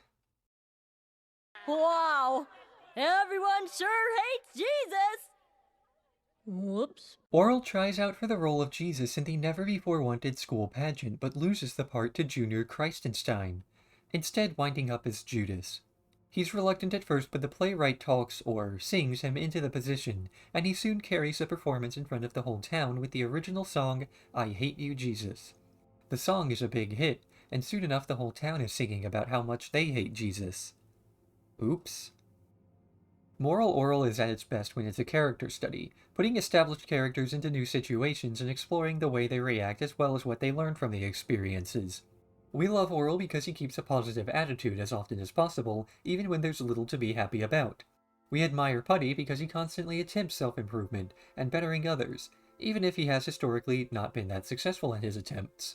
The episode School Pageant introduces a new character and gives them the focus of the episode. Orel plays a very small role, a role which doesn't have much of a real conflict. He's briefly concerned about playing Judas, but in the very same scene the insecurity is brought up, it's resolved and explained away. Nobody learns a lesson, nobody has their faith tested. To quote the episode itself, if it wasn't for that pandering Judas song, the episode would be totally forgettable. The focus of the episode is on Dale Armature, a failed musician turned failed playwright who has delusions of grandeur. He'd be a good fit as a regular Moralton resident if he appeared in any other episode, and had a bit more to his character as a result. I suppose that isn't completely true. His figure appears in earlier episodes as a poster on the wall in many background shots. The missing eyebrow on his figure is actually the result of the heating lamps he used for photography melting it off. But ultimately, the character and his feature episode are one and the same, a forgettable one-off appearance that has no overall influence on the rest of the show or its cast. I suppose this could easily have been an intentional decision, though. His whole arc is about the fact that he resents being forgettable and wants a claim to fame. The fact that he himself only appears once and gets forgotten about is thematically consistent, intentional or not. This is one of the final episodes of the show to not be overbearingly dark. The rest of Season 2 consists of a recap, followed by the two-parter Nature.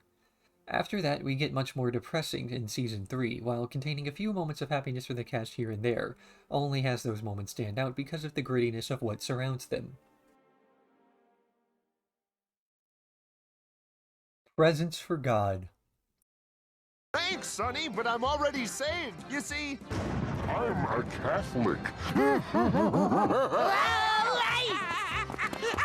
After hearing Reverend Putty's lamentations about the moral righteousness of the citizens of Moralton, Orel decides to find sinners in the neighboring town and bring them over so they can be saved, although the exact process through which they're saved he never quite inquires as to.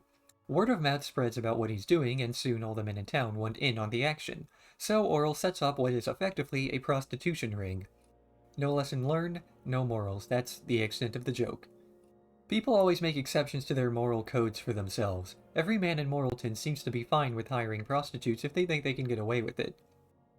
Sure, they'll all outwardly tell anyone who asks them about it that the sex work is illegal as it is immoral. Never mind that Jesus himself actively sought out thieves, tax collectors, and, yes, prostitutes as companionship. One of the major themes of the Bible is that Jesus would go out of his way to surround himself with sinners so that they could be saved. It's not enough to pray that someone's soul be saved, you should try to save it yourself. A good moral to have, but the way you go about saving others will play a large role in whether or not it makes your attempts viable. Forcing your lifestyle down someone else's throat will only make them resent you. Accepting someone's lifestyle, despite disagreeing with it, will at least keep the person close enough to you that they don't stray any further from the path of righteousness. Okay, I forgot about this episode. For some reason, I believed it was part of Season 1, though that may be because it has a return to form of the Season 1 edginess. Wouldn't it be funny if the little Christian boy smoked crack? Wouldn't it be funny if he became an alcoholic? Wouldn't it be funny if he ran a prostitution ring? Like Season 1, there's also very little takeaway from these plots. Ordinarily, Orel commits some atrocity, and then we see the moral, for lack of a better term, that an authority figure in his life, typically his father, imparts onto him.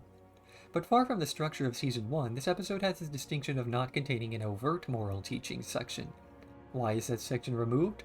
Because nobody treats Orel as though he's done anything wrong, at least not thoroughly enough to act on their feelings. The appeal of fiction is to introduce us to characters and then see how those characters react to different situations. How do they learn? How do they change? How do they grow? This is an episode that shows us the reaction not of any individual character, but the town itself. The nonchalant lack of moral outrage against sex workers being brought into Moralton en masse shows exactly where their morality stops mattering for them to get their rocks off.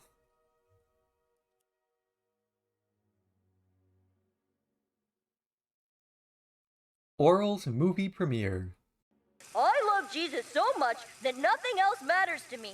I don't need girlfriends or wives or anything like that. I'm happy being all alone forever.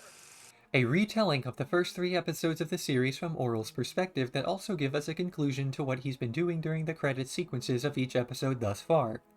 An important part of any story is going to be the context for each actor involved and how that context informs their actions. We have an understanding of why Orel acts the way that he does because we're constantly exposed to his perspective of things, but the characters who do not see things his way are those around him.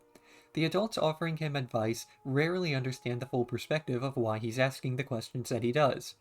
This episode is all about the shock that the rest of Moralton feels when exposed to slightly more of Orel's life, the strange questions that get brought up, and how conclusions might be drawn from the newly connected information.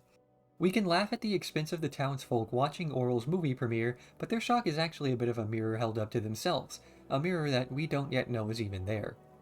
You see, a majority of the episodes in Season 3 follow a formula of introducing a minor character during the plot of a Season 2 episode, then expanding on that character's backstory and home life.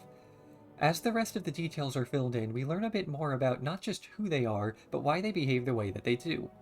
The slight resentment that Dewey feels towards Orel and how it manifests as an inferiority complex only truly becomes clear after Season 3 episodes like Trigger, and of course the context that an episode like Alone adds to so many minor characters ends up making the indifferent adults of Orel's world seem much more sympathetic in their plights compared to what you might think of them on a first watch through. So as we see the adults slowly piece together what Orel is actually doing with their advice, we get an early look at ourselves, slowly piecing together why so many people in this town are as messed up as they are. The adults in Orel's life have never considered his side of the story just as likely as we haven't considered theirs. That said, despite the analysis, I can't help but think of this episode as filler. While the reactions of the audience at Orel's movie premiere are interesting, not too much ever really comes of them.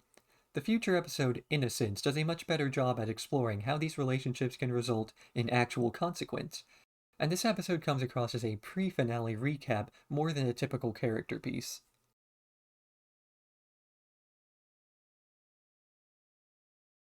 Nature. Ah, this is the life, kid. Out in the fresh air, no one telling you what to do or how her day was. After the unseen resolution of an unseen plotline, we see Orel and his father's study standing around awkwardly. When Orel's gaze meets a taxidermied deer, the idea to go on a father-son hunting excursion enters Clay's mind, and the two men set out for the Moralton Nature Reserve.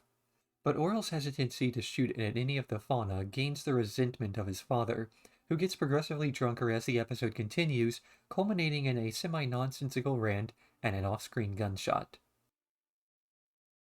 The next episode begins with the pan down to reveal that Orel has not in fact shot his father, but has instead wounded something much more dear to Clay's heart, the last of his alcohol.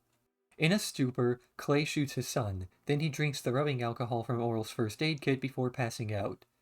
During the night, the campsite is visited by a bear that Orel shoots and kills, something that would have made his father proud had he been awake to see it. Rather than risking the acceptance of his father, though, Orel lies about the origin of the bear's corpse and gives the credit to Clay, who takes him home to put the weekend behind them. This two-parter is the finale of Season 2, as well as the start of the final story arc of the show, at least chronologically. Orel's hunting trip marks the exact point where he loses his innocence, so to speak, and the show takes on a dramatically darker tone. So far, nearly every episode has played on Orel's optimism in the face of the rest of Moralton, and each plot has been a test to see how well his innocence can hold up. Now that we've reached the breaking point, this formula is completely gone moving forwards. Indeed, most of the Season 3 consists of flashbacks and storylines taking place concurrently with other Season 2 episodes. This keeps the show's theme consistent while still allowing the showrunners to expand on the setting and characters. Moral Orel is a show about innocence. Children are innocent, idealistic, and good. Adults are corrupt, cynical, and bad. While a child may have the naivety necessary to believe that they can change the world, an adult knows better. But moving forward, we start to see that this isn't the end-all of what the show wants to say. Because while it marks naivety as something one may grow out of, it also extols that same naivety is something too important to leave only to children. Sure, it's naive to think that you can change the world, but it's heartless to stop trying. Even if you can't save everybody, you can at least make one person's life a little bit better, and then hope and pray that they continue that cycle. Lord knows they'll continue a cycle of hurt given the chance. Nature as an episode is unique in that there is no music for the entire episode, excluding the intro theme. No music helps to establish the tone, it's just Orel, Clay, and the sounds of the nature around them. We're not told how to feel when Orel finally works up the courage to say what's been burning into his mind for the last decade of his life. And when his father is completely unfazed by the pronouncement of this hatred, we're still on our own. Orel is, for the first time, exploring thoughts and emotions that nobody else can explain to him. Not that he'd ever turn to another person for help with these thoughts. That's not what he's been taught. Ultimately, this is Orel's darkest moment, the exact moment where the foundation of everything good in his life, the rock on which he's built his church, gets pulled out from under him, and he's left to not only find joy, but faith in the ensuing emptiness. But there's little joy to be found moving on.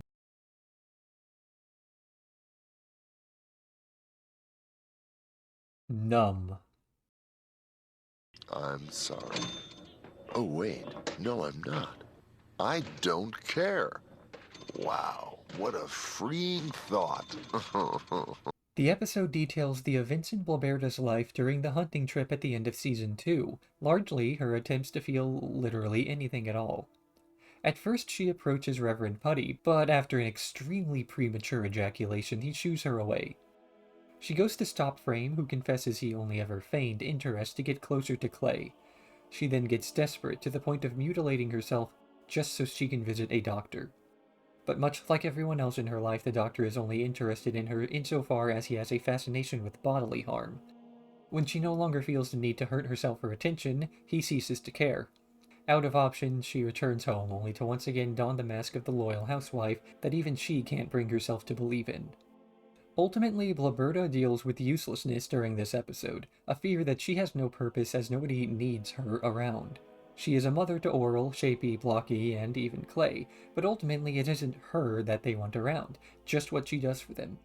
Her issue throughout the episode is that she wants to be useful to the people around her, the people of Moralton, and she wants them to desire her. She wants to be desired so much she is willing to mutilate herself just to get the attention of Dr. Potterswheel.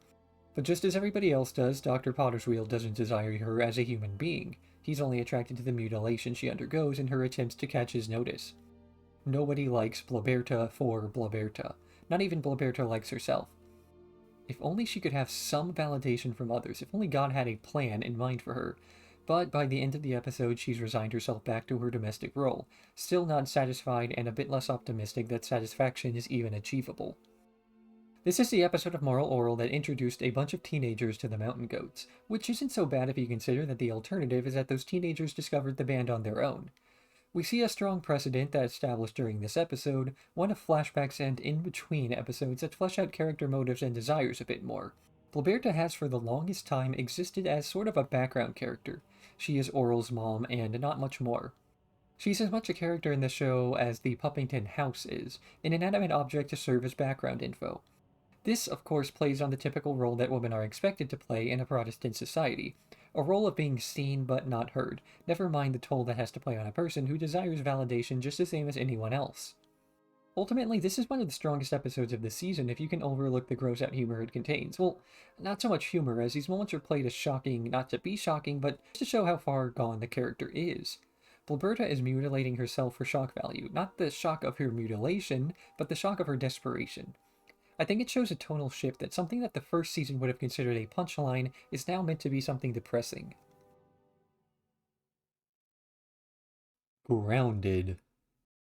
Hey-o! Hey-o! miracle! A miracle? So it's free? Well, gauze is expensive. Knew it. After collecting blood and ruining the upstairs bathroom, Orel is grounded from church. He makes it about 2 weeks without going to church before he snaps, believing he is a church and walking around the town before being struck by lightning. In his near-death experience, he begins to hallucinate the afterlife, only for the experience to be taken away from him when he is resurrected at the hospital. But, after tasting a bit of death, he craves more, and begins electrocuting himself again and again, experiencing more and more of God before eventually the experience and epiphany is beaten out of him. What's the point of staying alive? I don't mean this in a depressing, sad boy kind of way. This is a question asked out of academic, theological curiosity. It's established that those who know not of Christ but lead generally good lives end up going to heaven despite their non-belief. Those who do believe also end up getting into the eternal kingdom of heaven as well, a second life that is eternal. So then, what fundamentally is the point of being alive now? It should be understood that, to an extent, life is a test of sorts, a means to gauge whether or not one deserves heaven. At least this is the typical interpretation among Protestants. So then, if you're good right now, at this very moment, what's to stop you from actively seeking death? Suicide, of course, is a sin and disqualifies you from the good afterlife, but reckless endangerment isn't really brought up. You could make an argument that you're squandering life, recklessly exploiting your one chance at existence, but since you'll live eternally anyway, what is there to fear from death other than the unknown? In a less depressing rant today, grounded is a pun. Orel is both grounded from going to church and also grounded as he keeps electrocuting himself. It's very clever. The continuous near-death experiences Orel undergoes in this episode are meant to show him coming closer and closer to a true religious epiphany. In the end, the cryptic "I am a church" is something proclaimed briefly before the true, with a capital T, moral is forgotten. This isn't the first time we've seen an enlightenment Orel in the series. During the episode Praying, Orel achieves a new sort of peace by meditating while listening to chants, and the epiphany we see in that episode is, needless to say, extremely different from what we see him achieve in this episode. This isn't an inconsistency, though. Orel is undergoing an extreme amount of mental stress during the events of Grounded, so it follows that he'd have a more, shall we say, traumatic license with his internal reasoning. I really like the sound design in this episode. Moral Orel has done a lot with silence over the last season, and it continues to do quite a bit with it going forwards, so seeing what they can do with noise is equally impressive. Flabberta and Clay wear the facade of getting along quite well in this episode, all in the interest of driving Orel to insanity. It's actually a bit concerning, and hints that the show could have gone in a completely different direction. I'm not sure if the two silently resenting each other is more or less depressing than bonding over their casual hatred of their son, but it's a question that remains hypothetical. Innocent. Wait a minute. You're asking me to take responsibility for what Orel does? I know it's a tall order. 90% of the time, I'm not even responsible for my own action. Following the events of school pageant, the town holds an emergency meeting discussing what to do with Orel. Rather than anybody taking responsibility for the advice they give to him, they decide to do away with advising the boy altogether, hoping to instead let him come to conclusions on his own. This backfires dramatically when he ends up taking the worst possible lessons from his own conclusions, and at the end of the story we see the setup for the previous episode, Grounded. This is the third consecutive episode that details events in reverse chronological order, each episode ending where the previous one starts. This is lampshaded in the previous episode, where we hear the line, "You think God can't see into the future?" during one of Orel's hallucinations, followed by the line being spoken outright during this episode. The reason for doing this is largely because the Season 2 finale was a bit premature. During Nature, Orel officially has his innocence lost, something that becomes a bit of a theme for earlier flashbacks. Since many of the plots are structured around Orel misinterpreting Bible verse, he needs to be in a state of mind to bother listening to verse in the first place, and so a majority of Season 3 takes place during Season 2.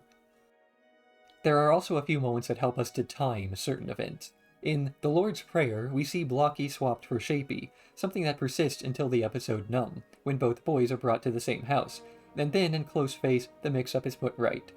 Things like this, as well as Orel's cast, give us some sort of ground to work with, something to tell us when each future episode is occurring. Though most episodes also begin with some kind of establishing shot, usually a scene from another episode shown from a different perspective, to further put each piece into chronological order. It ends up being a bit heavy-handed for the sake of clarity, certainly a consideration made so that characterization doesn't appear to get out of whack even when it is being consistent. Innocence feels like a little more shock humor, something we get back in Season 1. In this case, it's meant to show that despite the best efforts of Moralton, there's no real changing Orel's destructive ways. Everybody ignores him except for Stopframe, who is answering facetiously, and he still ends up bathing in the blood of children. In the end, the more things change, the more they stay the same. Alone.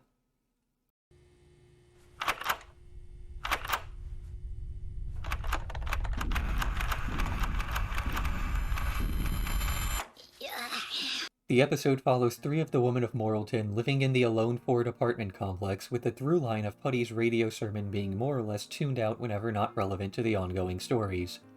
Nurse Bendy is shown to regress to a childlike state when not around others, and having never had the opportunity to experience adolescence herself due to constant advances from the men around her. Miss Sculptum suffers from OCD following her complicated relationship with Creepler. In-universe, it's portrayed as a non-consensual encounter, albeit one that Sculptum made no real efforts to avoid. It gets explained in better depth in 2 of the cut episodes from Season 3, more notably, Abstinence. We also see Miss Censordoll's side of 2 telephone conversations, one with Farmer Phonycrops and another with her mother, both of which serve to expand upon and explain that her obsession with eggs comes from a salpingectomy performed on her when she was an infant. Season 3 is the final season of Orel, and as anybody who is at least marginally aware of the show can tell you, this episode is why. Following the 2-parter nature, producer Mike Lazo allegedly asked for the next season to be even darker and even edgier. A few months later, the script for Alone was shown to him, and shortly after the show was cancelled for being too dark. This episode got the show cancelled not for the content that it portrays, but the methods by which it portrays that content. Sexual assault was depicted in much more graphic detail during the episode God's Chef, but that was played for laughs. Non-consensual sex is implied during the episode Courtship, but again, pedophilia is played off as a joke. We've even had an episode focused on Miss Censordoll's obsession with reproductive freedom in Offensiveness, and later nesting. But only when it's a traumatic experience is it ever considered too far. As dark as this episode is, I have ultimately found it to be a very important episode, not for just the development of the characters in universe, but for the effect it's had on the other side of the fourth wall. This is not personal experience, and it is anecdotal, but victims of sexual assault have praised the episode for the realistic depiction of survivors. So often rape is something that we avoid in polite conversation and media, the type of evil that we acknowledge is there but rarely attempt to do anything about because even acknowledging it makes too many people uncomfortable. This ends up harming victims greatly as their trauma is considered something that makes them unclean and uncomfortable to discuss. It causes survivors to be victimized twice, once during the attack, the second time by society. Alone has gotten praise for not skirting the issue, showing a humanized, non-glamorous depiction of a survivor of sexual assault and indicating the very real nuanced traumas that can arise as a result. It's a real shame that this is the episode that got the show cancelled. Maybe we as a culture still aren't mature enough for the discussion, but it's a damn good thing somebody had the bravery to say something. My findings aside, I still don't quite like the direction the episode ends up taking many of the characters in. My distaste comes from a different reason, however. So often, too often, in media, female characters are relegated to a smaller array of tropes than their male counterparts. This episode makes no attempts at subversion in that regard. Clay, Orel, Doey are all traumatized characters, people with interesting dynamics to the way they act and what caused them to act that way. Hell, even in female examples, Blaberta has a lot of creative depth and nuance to why she acts the way she does. But as for the side characters in the show, they fall for the simple, I don't know how to write woman trap many newbie writers lean heavily into. Male writers only know 2 ways to write a tragic female character. 1. Make her sterile. 2. Rape her. This episode is 0 for 3. Trigger. Gosh, who would have thought that bringing a loaded gun to school could be such a disaster? Angry about his neglectful parents, Joey throws a rock at a family of squirrels only to realize that he doesn't feel upset at harming them at all. Continuing his sociopathic streak, he stumbles upon Orel and Clay shooting cans in the Puppington front yard. The lesson isn't going well until the trio discovers that Doey is a natural marksman, and the boy is assigned to be Orel's shooting coach. But when Clay threatens to take Doey on the hunting trip instead of his own son, Doey begins to actively sabotage Orel's lessons, trying to keep his thoughts away from improvement by depressing him. In the end, Orel learns that the real secret to being a good shot is to stop caring about life or anything else, and Doey is swiftly forgotten about again. Doey Latchkey is the red-headed stepchild of Moralton. Not literally, at least not the stepchild part. He's the runner-up in the attention's arms race to anybody who knows him on a first-name basis. As for his last name, latchkey is a somewhat antiquated term for a neglected child, and we see this of him, not just in the darker second and third seasons, but in season 1 as well. The lack of attention he receives in his life manifests itself as a sort of inferiority complex, which drives him to lash out an emotional outburst whenever those feelings grow especially strong. We can see from him both large levels of passion as well as rage, whether he's throwing all his allowance money at a crush or throwing rocks at squirrels. He has it pretty good compared to many of the other denizens of Moralton, but that by itself says extremely little. I like how accurately this episode captures the small-town laissez-faire attitude towards firearms. Orel muzzle sweeps his family and friends so many times without so much as a second glance. He constantly has his finger over the trigger, and of course, there are more negligent discharges in this episode than there were in God's Chef. It plays to that American attitude of showing an intense love for something you don't quite understand fully, or that you're barely even using right. Like gun owners who don't know trigger discipline, or car lovers who drive automatic, or cowboys who don't have any cattle. Overall, this is an episode that combines a decent pace of casual comedy and genuine character drama in a way that never patronizes the audience with pauses for laughter or more overt messaging. None of its themes are heavy-handed, and it has just enough nuance to provide consistent intrigue. A great episode that shows off Moral Orel's writing at its very best. I wish the entire second season could have been this tightly written. Dumb. That was Sad Violin Music number 7 by Ludwig von Stop Motion Animation Name. It was? Yes, Father, you know it is. It didn't sound familiar. That was Sad Violin Music number 7 by Ludwig von Stop Motion Animation Name. You're getting worse. Angry about his dementia-ridden elderly father, Joe goes searching for his real mother, who turns out to be Nurse Bendy. He visits her house, which is more or less the same as what we saw in the episode alone, though here we get to find out more about her surrogate family. Specifically, we learn that her toy bears are meant to represent a real child she was never able to raise herself. Though when Joe arrives and shows even the smallest amount of interest in her life, she quickly loses interest in the bears. At the end of the episode, Joe and Nurse Bendy share a small moment together, finally having found a small amount of happiness in otherwise tragic lives. Joe is an angry, angsty child who has never been told no by anybody seriously meaning to stop him from doing anything. He's the end result of constant enabling and failings to act on negative reinforcement, as well as a total lack of positive reinforcement. His father, once an allegedly brilliant doctor, has long since become senile, and his sister lacks the energy to control his outbursts. Combining these elements, Joe has become unruly, egged on by the constant lack of pushback by his community. No matter what he does, he's rarely punished for it outside of a single instance in Season 1. In any other TV show, some sort of karmic justice would be doled out to him, creating a sense of, well, justice. But Moralton is a town without karma or justice, and yet we still see a reasonable solution to his issues when he's instead given a positive role model in Nurse Bendy. This fomenting relationship is the first truly happy ending to a Season 3 episode so far, an ending that becomes sweeter if only because it's surrounded on all sides by melodrama and suffering. As I mentioned before, there isn't a real sense of justice to any of what goes on, and this episode plays with the idea of it. We piece together through conversations that Nurse Bendy was sexually abused by Dr. Second Opinionson, which resulted in her birthing a child who was soon taken away from her. The combination of abuse and loss results in the trauma we see during the episode alone, and all of it is a result of a man who is now far too senile to remember any of what he's done. So when Joe takes out his rage on the man, it's hard to say whether there's anything just about the act. Overall, this episode manages to rend one of the most wholesome stories possible out of two characters who initially appeared as shallow, childish, one-note stereotypes. It's not something exclusive to this episode, far from it, but it is something that's best exemplified here. A handful of decent jokes and an unusually happy ending result in this episode being among the most memorable of the season. Help. I tried talking to your mother, but she wouldn't even let me have the courage to bring it up, let alone say things. A flashback about Gilberta and Clay meeting for the first time at a wedding reception. This episode gets quite a bit of context from the following episode, Passing, so we'll put a small pin in this episode description instead of explaining the mental state of Clay during his introductory scene, though we do see Gilberta's history. She doesn't fit in at home, being passed over for parental affection in favor of her siblings, the way mental children often are, and she doesn't fit in with the other women of Moralton as they're all getting married as they're expected to. When she finally meets a normal-ish single guy, she latches onto him, feeling validated as he's the first person to show appreciation for her help. Understanding Gilberta's character is mostly an exercise in understanding the world surrounding her. She's a woman who's never had any amount of acceptance in her life, and as a result, craves positive feedback from those around her even at the expense of cultivating her own interest or developing a personality. She wants to protest with the other woman of Moralton despite not having a real passion for it. She gets married, but only because everyone else is. She performs the role of a dutiful housewife, not because she loves to clean, but because that's what's expected of her. You can summarize her personality in 2 words. Why not? Of course, nobody is ever going to praise you for blending into the background, nor will you stand out if you fit in, and so Bloberta ends up never receiving any sort of positive affirmations, despite doing what she's been taught is acceptable.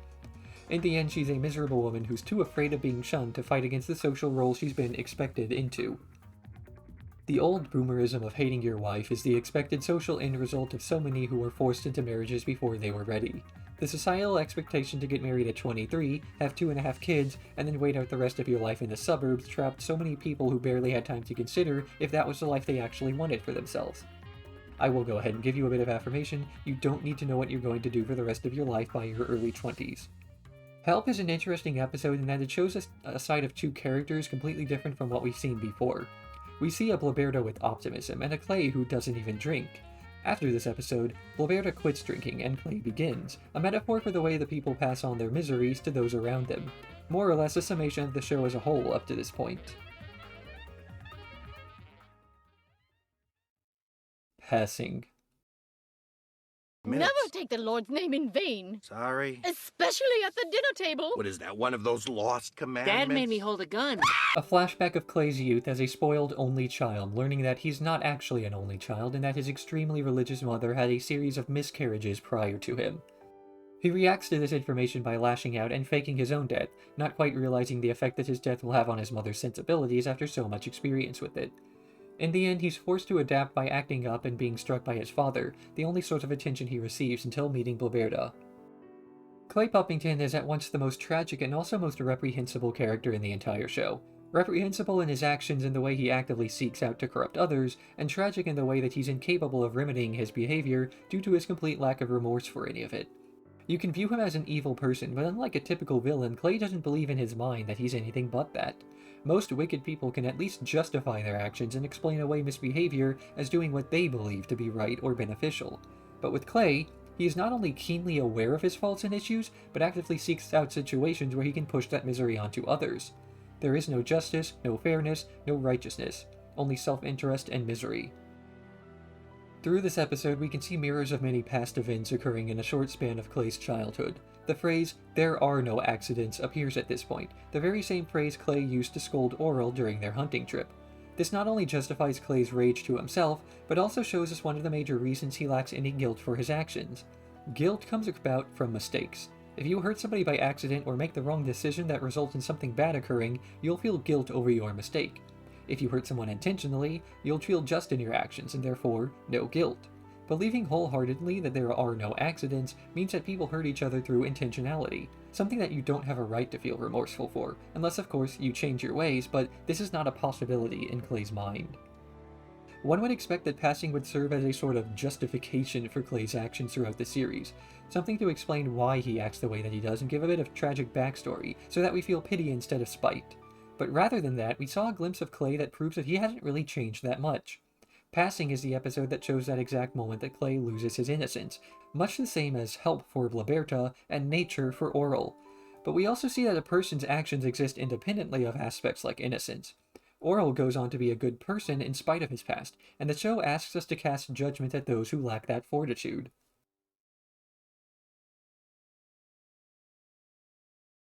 Closeface. Well, unless you don't mind, of course. Just give me a sign. Do you mind? No! Wow! Of all the things he could have said, thanks! An episode told in 2 parallel timelines leading up to the arm's length dance, one in the present involving Orel and Christina, the other taking place 12 years ago, involving Stephanie and Kim. In the past, Stephanie's relationship is viewed negatively by the townsfolk and doesn't work out, so not wanting to see Orel repeat her suffering, she helps him spend the night of the dance with Christina. She practices her guitar in the back of her truck, only to be joined by her father, who reminisces with her about the past, saying he disapproved of her lesbian relationship, not because she was gay, but because she was with somebody who didn't care about her. Stephanie is routinely viewed as one of the happier people at Moralton, though this is likely the result of her limited screen time. Perhaps if we had gotten more episodes with her, we would learn otherwise. That said, what we do see is a person who is more often than not able to keep a level head and offer relatively decent advice, even if it turns out to be a bit tone-deaf to the realities of Moralton. For example, she recommends that Orel meditate, not realizing the danger that puts him in, as his new form of prayer is likely to result in him getting ostracized. Still, her willingness to help others when given the chance is something rather rare in the town of Moralton, and arguably something she inherited from her father despite not growing up around him. Perhaps it is her ostracization that has resulted in her ability to help others in such a forthcoming way. She never had that part of her personality harassed out of her, or at the very least resisted those who might stifle it. As is common for the media of the era, going as far back as the Hays Code would allow, the subject of LGBT groups has always been treated as shock humor or a punchline. For several decades, even portraying a gay character in a positive light guaranteed that your work would receive the most restrictive possible rating. As such, the topic remained taboo outside of humor for decades to follow. It's a somewhat recent development that gay characters have even been treated as human beings, let alone proper characters. This flashback episode portrays a time when representation was on the brink of both of the above, while simultaneously containing present events that show an even more regressed state of marriage equality. The disdain that rural society shows for two people of different religions is something that still exists to this day, even if it's not quite as prolific as it once was. This is one of the strongest Season 3 episodes, and also one of the few with a happy ending. It goes to show the validity of the decision to shift to a darker tone, as the light becomes so much more brighter when you're surrounded by darkness. It fits back into my thesis that Moral Orel is not a show with an inherently dark message. Ultimately, it's an optimistic view of hope in a world that makes pessimism so easy.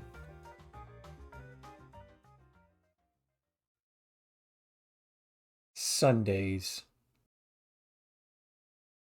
Wait a minute. Orel Puppington. Oh.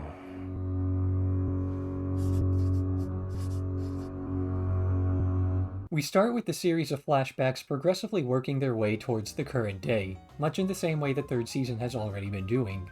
The framing device is Reverend Putty's sermons, though the focus of the episode is in the strained relationship between two background characters, Florence and Dottie.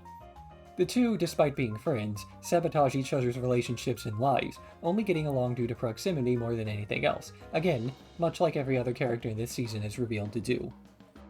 This is an episode about ego. Everybody participating has some kind of pretension to greatness that they imagine for themselves, some kind of value exclusive to themselves that elevates them above the rest of Moralton. But one by one we see the consequences of these clashing egos as more and more people realize they're not all that special. Florence imagines life alongside Putty, a man with whom she has little, if any, meaningful interactions with throughout the series. Imagining herself as more desirable than she really is, her self-image is broken when Reverend Putty calls out Dottie's name during intercourse. Dottie feels personally challenged when, after a messy divorce, she finds herself living with Florence, though she keeps her spirits high by putting her roommate down. It's not until Florence and Putty's fling that she realizes that perhaps she isn't all that special after all. And of course, Putty's shallow lust towards Dottie is an exaggeration of his own desirability as a man who has historically had no romantic successes. In the end, the egos clashing against one another only cause harm, despite all three of these characters getting exactly what they wanted out of the episode. Putty gets laid, only to feel miserable about it. Dottie sabotages Florence's relationship, only for the guilt at hurting a true friend for her own sake to eat away at her. Florence finally finds the romance she's been longing for, only for it to be a pretense to get closer to one of her friends. The ultimate moral is one of appreciating those who are close to you and being thankful for what you have. An inability to recognize the good parts of your life will often result in a rejection of the things that make you happy in favor of something you only think you need. At the end of the episode, despite the awkward and depressing last few days, Putty still resolves to give a sermon on hope, looking to Orel as a beacon of optimistic wisdom. But since this scene takes place after nature, that is not what he finds.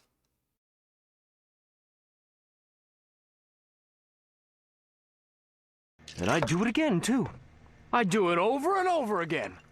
That's my life, over and over and over and over and over and over and over and over and over and over and over and over and over and over and over and over and over and over and over and over. Okay, Clay, I get the point. No, you don't! Following an inspirational sermon by Putty, many of the men in Moralton visit Forgetty's bar for their usual, only to be ranted at by Clay.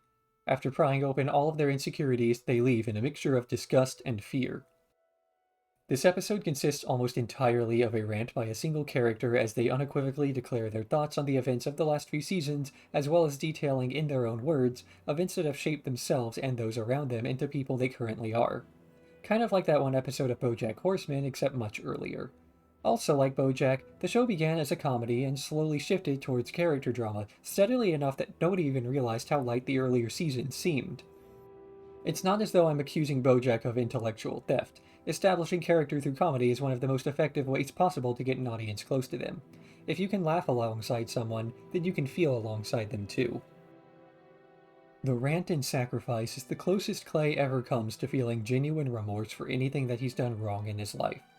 We see him break down a bit in the privacy of nature, and on occasion he'll act shaken in the privacy of his study, but the public setting of Forgetties is where he shows anything close to actual guilt. Even then, a majority of his sadness paints him as the victim in all this, a victim complex fueled by his own self-hatred. You see, Clay really is suffering. He has to spend every hour of every day alongside the person that he hates more than anything else in the world, himself. And so the origin of his remorse becomes more clear. He treats others poorly as a way of seeking justice for the tragedy in his own life, lamenting that if life were better, he may not have done so many horrible things to those around him. In this way, there is a bit of sympathy built for Clay during this episode. While the show doesn't try to portray him as any less villainous for his actions, we at least get the first hints of an impending breakdown, something that continues throughout the last few episodes of the series. And all of this serves the larger narrative throughout the show, that there is no justification for harming others. The other townsfolk have had just as much, if not more, struggle as him, and yet none of them have lashed out in the way that he has. He tries to provoke them into violence, as if the attacks on his person might confirm that they're secretly just as evil as him, only pent up and not openly expressing it. But when they refuse to stoop to his level, he finds himself all alone at the bottom. As infamous as episodes like Alone are, I think that Sacrifice deserved the role of the most iconic moral Orel episode. Despite the extremely limited cast, it still shows off just as much of the show's strengths as any other episode does, and manages to tell so many different stories so effortlessly. Nesting. Tell me the truth, Orel. I don't know, Dad. Don't know? Okay, well, I take everything back! And I'm glad I shot you. Noticing the strained relationship between Orel and Clay, Miss Cinderdoll turns Orel against his father in an official capacity. She opposes him in a mayoral campaign. Oh yeah, Clay's dead-end job is mayor, in order to increase the amount of stress on his shoulders, just enough to break him. Then, when he's at his most vulnerable, she seduces him in order to have de facto control over Moralton. A revelation that would have had a much greater impact if the show had more than one episode remaining. The running gag of Clay complaining about his dead-end job is not just a build-up to this singular joke. Being the mayor of a small town in this way really is dead-end, because where does he actually go from here? Moralton is a town permanently stuck in its ways, a town where very little ever needs doing, as most people are content to silently seethe over their issues rather than going public about them. Sure, you've got the gaggle of women who protest anything and everything, but Miss Cinderdoll has always been a character who never bites. She protests, but always stops before any action. Her activism is nearly all performative. To actually change anything about the town would draw the ire of the other folks who prefer their days to be repetitive, something she learns firsthand when Orel convinces Clay to ban eggs. And so this is why she has to roll from behind the scenes. Cinderdoll tries to gain control over Moralton through Clay, and after learning of the strained relationships Clay has with, well, everybody, she realizes her in to de facto power. Nesting seems like a strange episode to include in Season 3 for the reason that it's one of the first steps towards a seasons-long story arc involving Miss Cinderdoll's plans to take over the town, an arc that the showrunners knew would never come to fruition. After the episode Alone was exhibited to Adult Swim executives, they cut the number of Season 3 episodes in half and announced that the show would be cancelled after that point. Unfinished plotlines be damned. So there was a pressing need to wrap up as much of the show as possible, and this included figuring out which planned Season 3 episodes had to be cut from the final version. Nesting is an episode that spends a majority of its runtime setting up plot threads that ultimately never get a conclusion. I think that the showrunners may have included it as a holdout for hope, that the show may have gotten a 4th season after all, and so they've retained as many of the plot hooks from the 13 cut episodes as they could manage. It doesn't create a great episode on its own, and unfortunately this amount of piece moving never pays off. Honor. Coach, You like my dad the way my mom likes my dad, don't you? Your mom likes your dad? Orel is lamenting the fact that he no longer has any respect for his father and seeks to remedy that so he can become a better Christian. He seeks out inspiration by looking for somebody who likes his father, and winds up talking to Coach Stopframe. Unfortunately, Stopframe happens to have discovered Clay's relationship with Miss Cincerdoll, and he himself is also struggling to find reasons to love Clay. In the end, the two of them have fun together, something Clay has to put a stop to immediately, ruining both relationships in the process. This episode marks the final stage in Clay's downfall and the final story the show gets to tell. With Honor, there are no longer any characters in the show who show even a small amount of respect for the man. Sacrifice shows the way in which he scares everybody off, and that they only begrudgingly accept his company when he's not preoccupied with something else. Nesting shows the ways in which he even betrays his own self-worth, giving in to the advances of Miss Cincerdoll. Finally, the one person who always shows the most optimism in Morrilton, the one person who is able to find the good in anybody, loses faith in Clay ever becoming a better person. By the end of this episode, Clay has nobody, not even himself. Honor is a strong finisher to the season despite what I understand to be kind of a rushed wrap-up for the show's third season. They managed to squeeze several cut plots into the last few episodes, leaving it at once open to a potential renewal while also being satisfying in its own right. It's understandingly not a very satisfying conclusion. You can definitely tell that there's still more to be said. Season 3 ends on a very low note overall, and then cuts forward to a happy family scene. One can't help but imagine a 4th or 5th season where Orel learns to love the world again and move past the loss of his innocence. Because it's not very telling of a person who's young, innocent, and naive who sees the best in everybody. But a person who's jaded and cynical and still tries to see the best in everybody is much more mentally strong and respectable. And there's one part of the episode that I didn't cover in the recap. One part of the episode that completely changes the entire perspective of the show and that underlies the entire premise. A final scene of a future Orel, future Christina, and their future family, sitting by a Christmas tree and enjoying a family holiday together, smiles on every face. Photographs of loved ones on the wall, and next to that, the most important part of this entire scene, a crucifix, a symbol that Orel, after everything, never lost faith.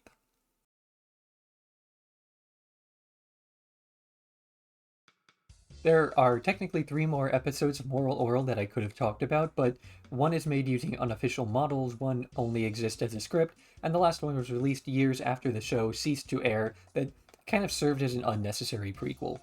Before Orel, Trust is an episode that shows us not how Orel became so trusting of everyone around him, but rather explains that he's always been this way. We don't learn too much and very little is really added as a result. Really though, I just couldn't find decent footage of the last 3 episodes, so that's why they're not here. I'm gonna go off script a bit here. I think what YouTubers are supposed to do is some kind of spiel about liking the video and subscribing, but thankfully I am not a YouTuber, so I don't have to say any of that stuff. You know what the subscribe button does. You know what liking the video is going to do. If you subscribe, you'll probably be a bit disappointed. I rarely do content like this. I mean, okay, that's what I said last time I made a long video about an Adult Swim property, so who knows, but this is not the norm. This is the exception. If you do comment, though, I read every comment. I don't reply to all of them, but I do read them. So I'm not going to ask you to, comment, for the algorithm or anything, but I'll let you know that much. If you're going to comment, do it for yourself. Do it for me. Do it because you got into an argument with a stranger on the internet. I don't care. You don't have to do anything.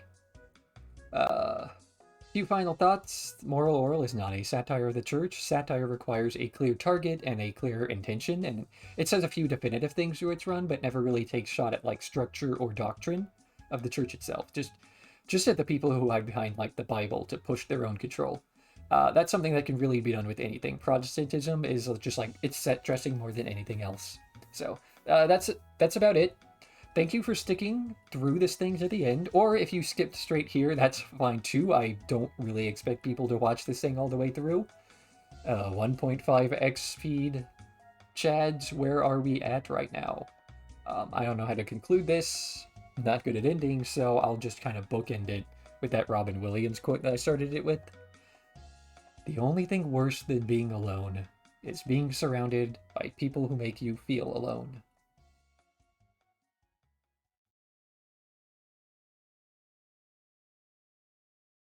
Shut up. Video games. Love ya!